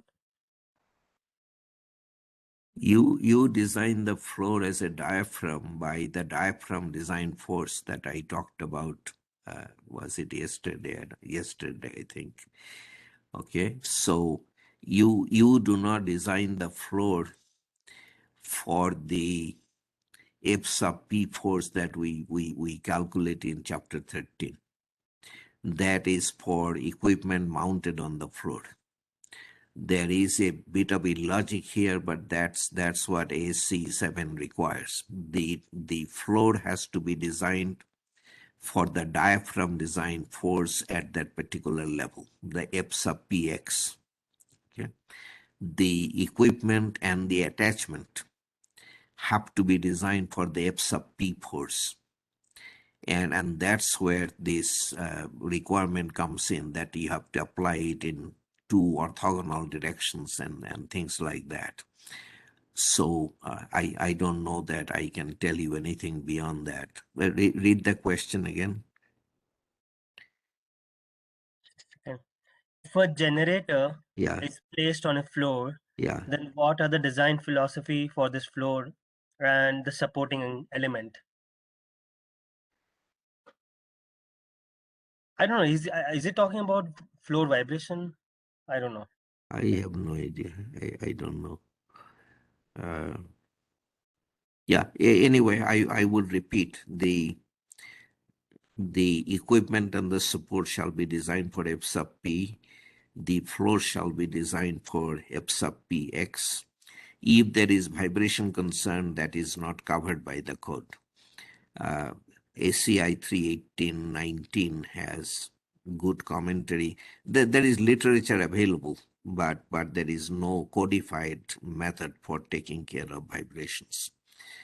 And okay, that's about as far as I can go. For a multi-storied building constructed for cattle, is this a non-building Concentrate for what? cattle? Cattle. I see. Yeah. Hmm. Is this a non-building structure? That is a good question.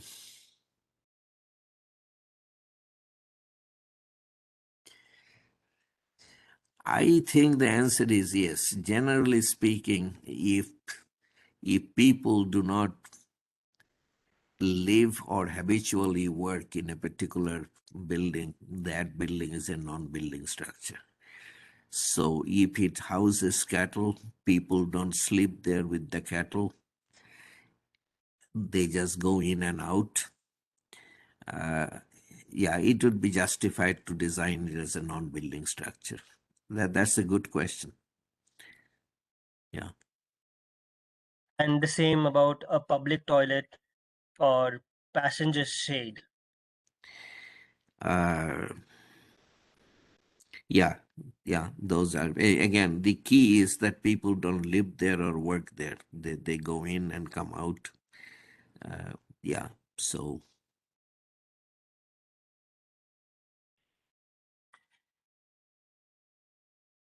So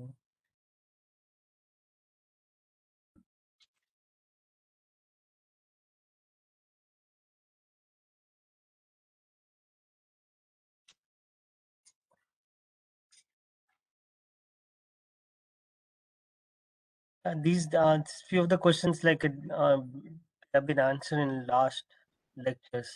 I don't want to repeat it. Basically, it's mm, very straightforward. mm. So,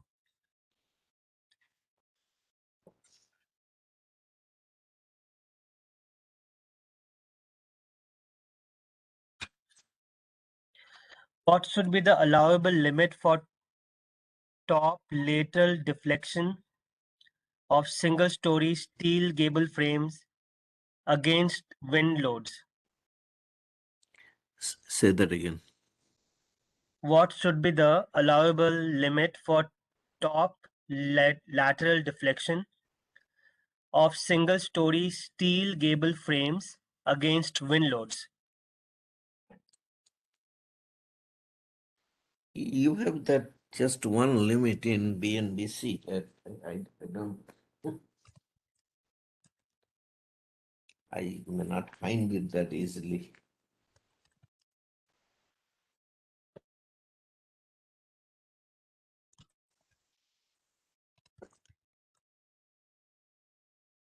It was covered in one of the earlier lectures. Okay, this section.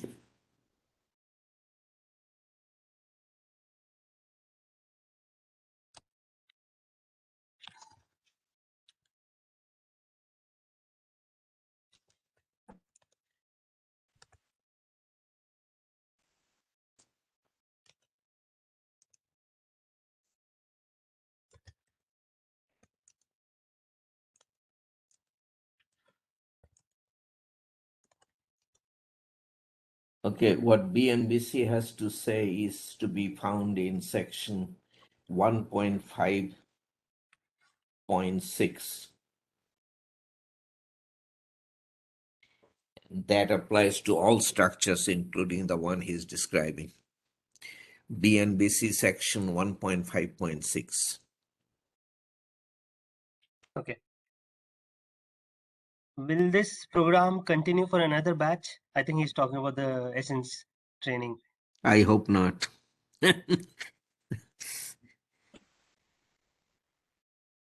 No, this is it.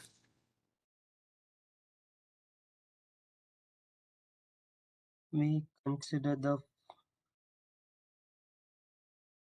It's a big question again. So I will read it slowly, Dr. Ghosh. Mhm. If we consider the floor height of a building as 3 meters and approximately a 20-story regular building can be designed through static analysis in seismic zones 2, 3, and 4 as per section 2.5.6. But as per section 2.5.8, dynamic analysis is essential for regular buildings with height greater than 40 meters, 13-story approximately, in zone 2, 3, and 4. Which one will be considerable? Yeah, this is rather difficult to. I need to look. Should I take the time? So first section is 2.5.6. Yeah. Other people will get bored. Meanwhile, let me see what I can answer.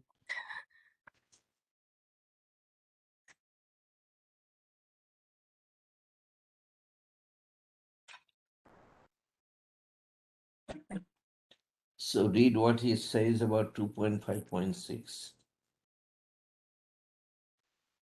a second. So he's saying that for a regular building with floor heights 3 meters and approximately 20 stories, So he has total height of 60 meters. yeah, Mhm. it can be designed through static analysis in seismic zones 2, 3, and 4 as per section 2.5.6. Let me find that static analysis procedure. Yeah, I see what is. Yes.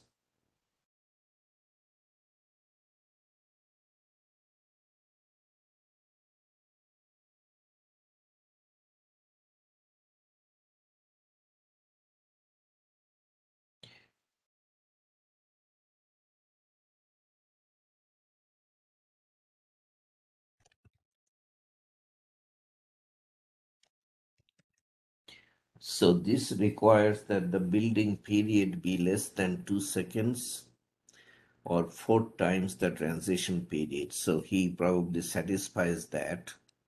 So according to this section, he can do static analysis. Okay, then what is the other section? Body. 2.5.6. 5.8. 2.5.8. Yeah, I noticed something like this. There is a gap. So 2.5.8 is dynamic analysis methods, buildings with height greater than 40 meters in zones Yeah. 3 and 4. Yes, okay. Yeah.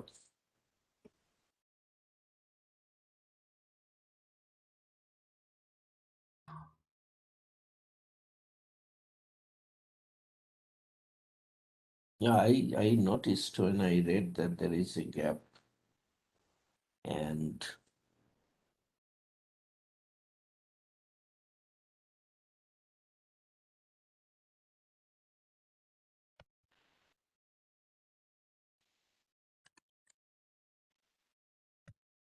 which one will govern is the general rule is the more specific provision governs.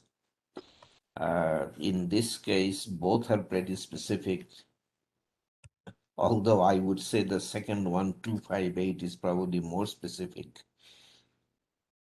Regular buildings with height greater than 40 meters, zone 234. Nothing can be more specific than that. So, yeah, no, this is an excellent question. There is a problem created by the BNBC provision. If you ask my opinion, it is the more specific of the provisions, which should be 258, that would govern. Okay. So that is answered. So it was a very good question. Yeah, yeah, excellent question. Mhm.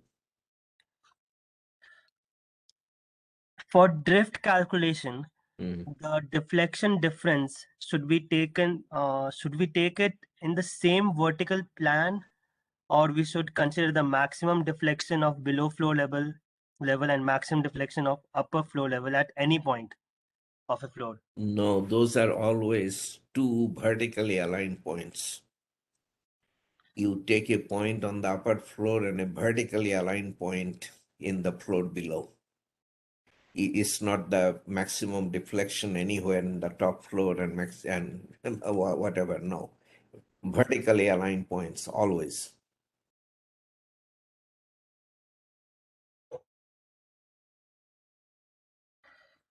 Please explain overturning moment when we analyze only for dead load moment, self load, or including partition wall. We know that the factor of safety should be greater than 1. Any specific value of this factor of safety?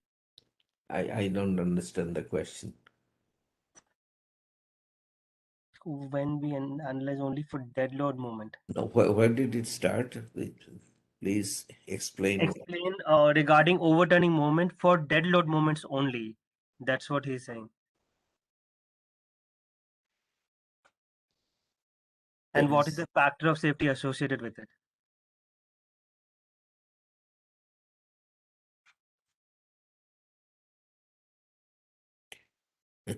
if a structure is not laterally displaced, then there is no dead load No. moment. Yeah. Yeah. So I do not know. Typically what we do is, so lateral load is trying to destabilize the building. So we calculate the moment due to lateral load, and then the moment due to dead load tries to stabilize it. That's the moment in the other direction. So the moment due to dead load has to be larger than the overturning moment due to the lateral loads. And the factor of safety, I do not know. It varies all over the place. 1.5 is a good number that many people have used uh, through ages.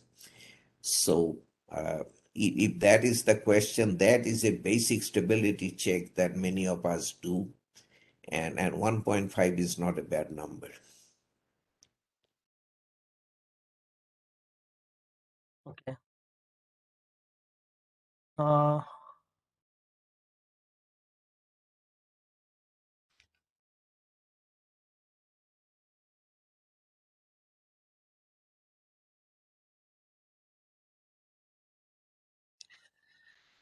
So, when a building is having extreme torsional irregularity, to satisfy redundancy condition, we have to remove the um, members of. Okay, let me rephrase this question.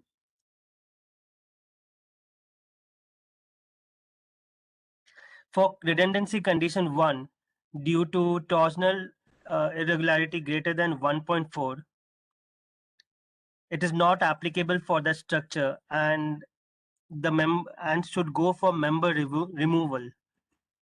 But member removal of extremely torsional irregular building is also extremely irregular. Yeah, so in later editions, we have specifically said if you have extreme torsional irregularity, y- it is non-redundant. The row factor is 1.3.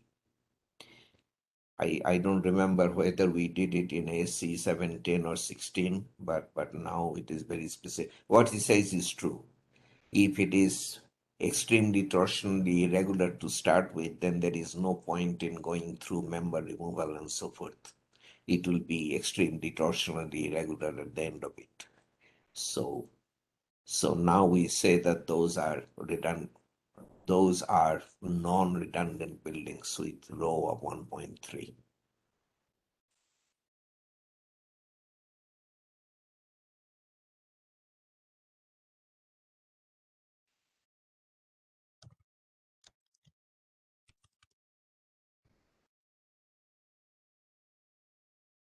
This question you have answered before. Um, can we get a list of non-building structure according to ACI, AC, or any? I think that list that you provided is good, right? Like, Look at AC 7 chapter 15 and you will have your list because these R omega sub 0 are given.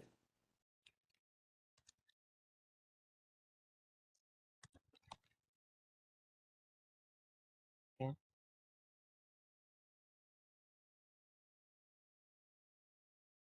So next question is, if we design a toilet block in a school, do we need to consider earthquake and wind load? You need to consider earthquake and wind load for everything. I don't even understand the question because it's a toilet block, you may not.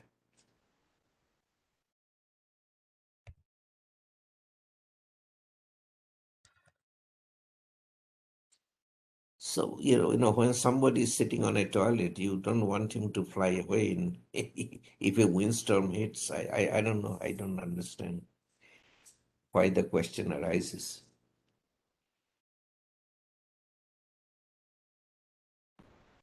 Mobile tower on a rooftop and building. Which analysis should be performed for complete assessment? It is very common in Bangladesh. Say that again. A mobile tower on a rooftop or a building. What Mobile what should, tower. yeah. Yeah. Okay, and what's the question? What analysis procedures should we adopt for complete assessment? I have no idea. Without looking at the specifics, I'm not familiar with this. They may be common in Bangladesh, but I'm not familiar. So, have to look what it means. Mobile means what? There are rails. Or, I don't know. We have to have more specifics before.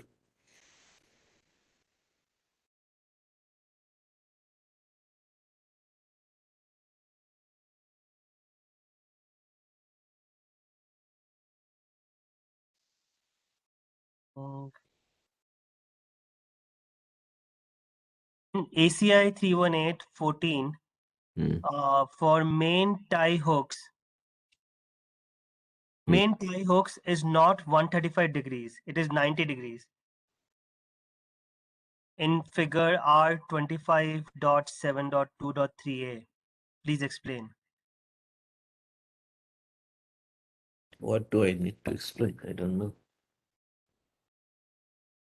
So why is it not 135 degree and it is 90 degree? What?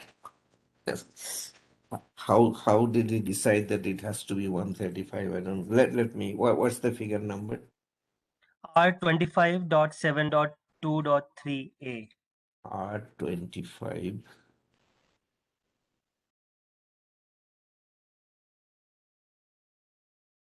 R25 7.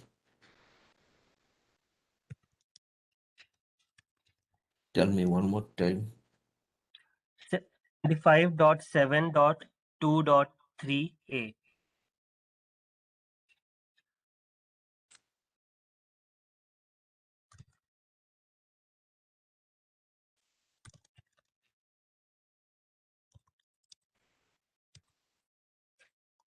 H or A? A. A. Yeah, Okay, so 25.7.2.3A. right. Okay, what's the question now? He's saying that why the main tie hooks are not 135 degree and it is 90 degree. 135 is needed in seismic applications. This is chapter 25. This is not seismic. So that is the short answer.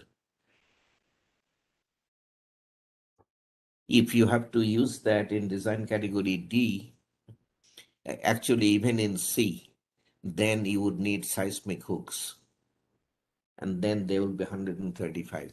Chapter 25 is a non-seismic chapter, you have to understand. 18 is where seismic detailing is to be found. And I went over all of that in earlier lectures. So the answer to your question is this is essentially what you see in that picture can be used only in design categories A and B. Okay.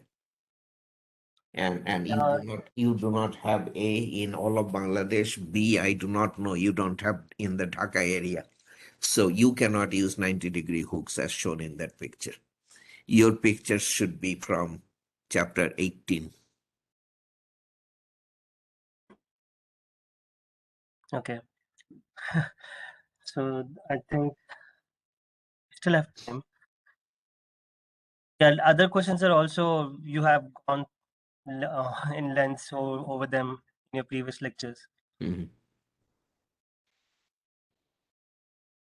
So in section 2.5.5.4 for re-entrant corner structure, there is a term A that is capital A. Can you please explain what does it mean? Is it the gap or is it the length of structure? 2554. Yes, What happened today? I wasn't getting this kind of questions before. I'm also checking. So, okay, tell me the question again in 2554.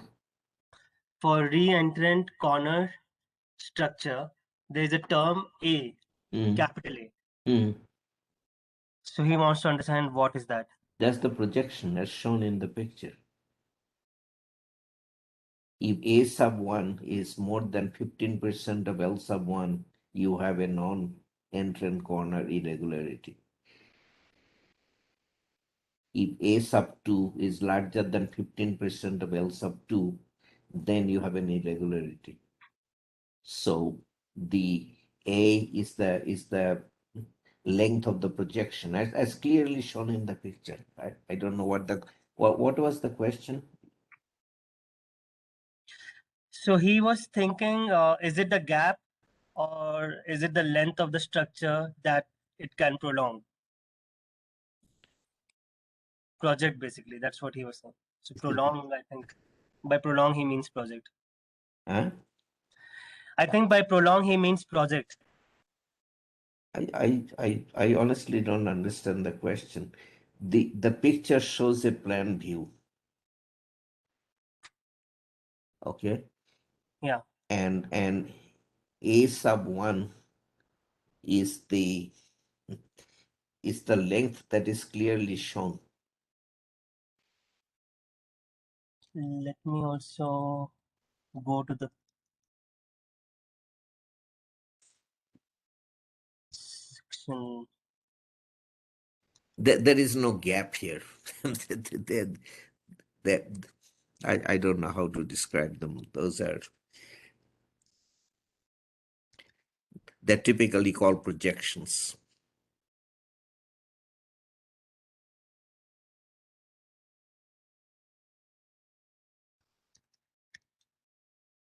The picture is very, very clear.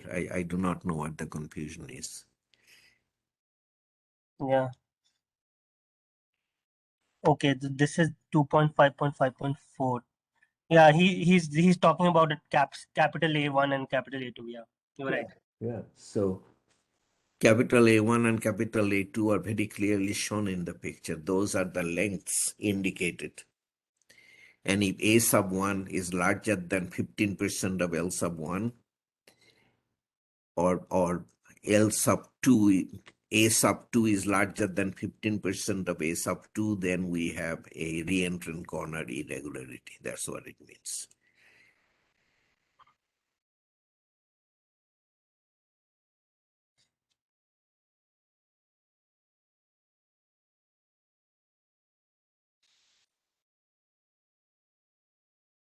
So this is just a general question, I guess.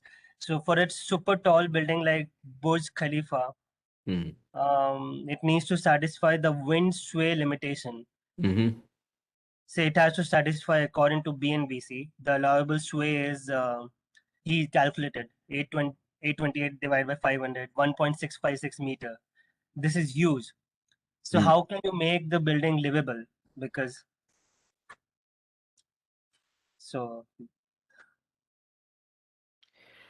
Yeah, buildings of that height are not done by prescriptive provisions of the code. So I do not know uh, exactly how. First of all, there was very sophisticated wind tunnel testing on the building, and they must have satisfied the government of Dubai that the the deflections were tolerable, and they must have had to go further and go into occupant comfort, which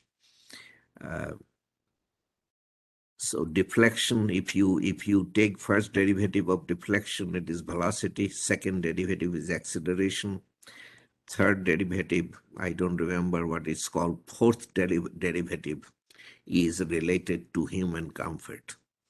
And that has to be kept within limits. So a building that high, you will not just try to apply BNBC and say height over 500 is my limit and I'm done. There is much more to it than that. Even the floor accelerations may be an issue for things that are mounted on the floors. So I do not know. Without talking to the engineer, I know the engineer, I can maybe find out, but no, I do not know offhand how it was done. But it definitely did not go by the height over 500 criterion. No, no, that I'm sure of.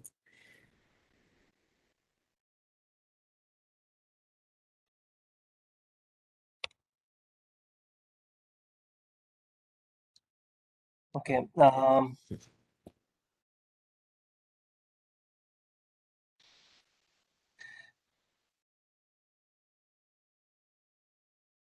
Should we connect pile cap or footing foundation with beam for seismic as per section 2.5.2.2? Yes, yes, tie beams are required in seismic applications. Okay, so that was a simple answer. Mm. Yeah, this is an SCI 318.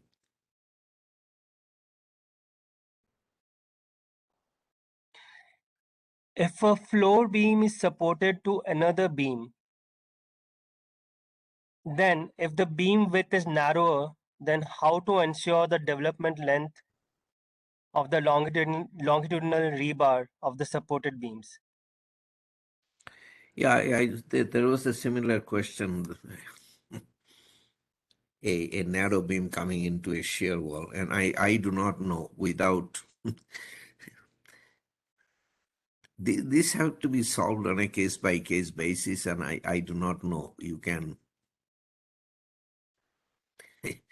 if somebody sends a sketch, one can try. Yeah, I do not know how to answer in a general fashion these detailing questions.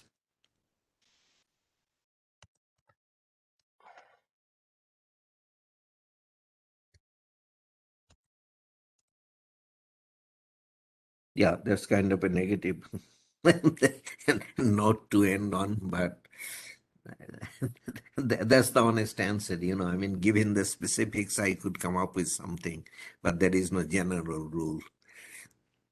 Except you have to do what you have to do. You have to develop the bars. You have to anchor them properly. Yeah. If everything fails, you have to go to mechanical means.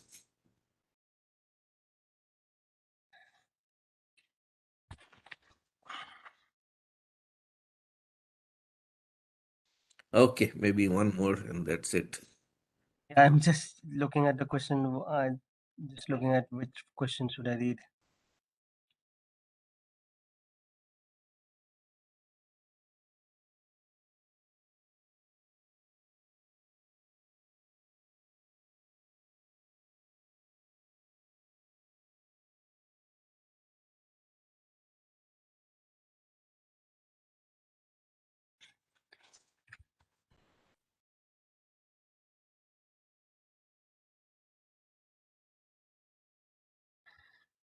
Do every uh, does every floor slab uh, okay, should every floor slab be designed as diaphragm for a moment resisting frame system without shear walls? Whether you design process diaphragm has nothing to do with whether you have frames or shear walls. The a slab will act as a diaphragm whether you design design it to act as a diaphragm or not. It's just natural. The slab is there. If wind blows on your building, the slab will go into in-plane bending. That is diaphragm action. The question is, do you need to do anything about this? Because your slab already has a lot of reinforcement that you put in there for gravity. And much of the time, particularly under wind, that reinforcement is good enough for diaphragm action as well. But then if it is high seismic, you may want to check whether the reinforcement you already have is sufficient. Maybe all you need to do is to rearrange the reinforcement a little bit. So what I'm saying is that your slab will act as diaphragm irrespective of your lateral force resisting system, whether those are frames or shear walls. A frame building will move more, so that is something it is good to be aware of. Anyway, under lateral loads, the slabs will bend in their own plane. There will be diaphragm action. The diaphragm action may not require you to do anything extra. What you have done for gravity may be good enough, and quite often it is. Under wind, most of the time we do not check diaphragm action, good or bad, right or wrong, we typically don't check. If it is seismic, particularly high seismic, then it is a good idea to check. And it's not only a good idea, it's a requirement of ACI 318 that you specifically provide for diaphragm action. And that again does not depend on whether the seismic force resisting system is frame or shear wall.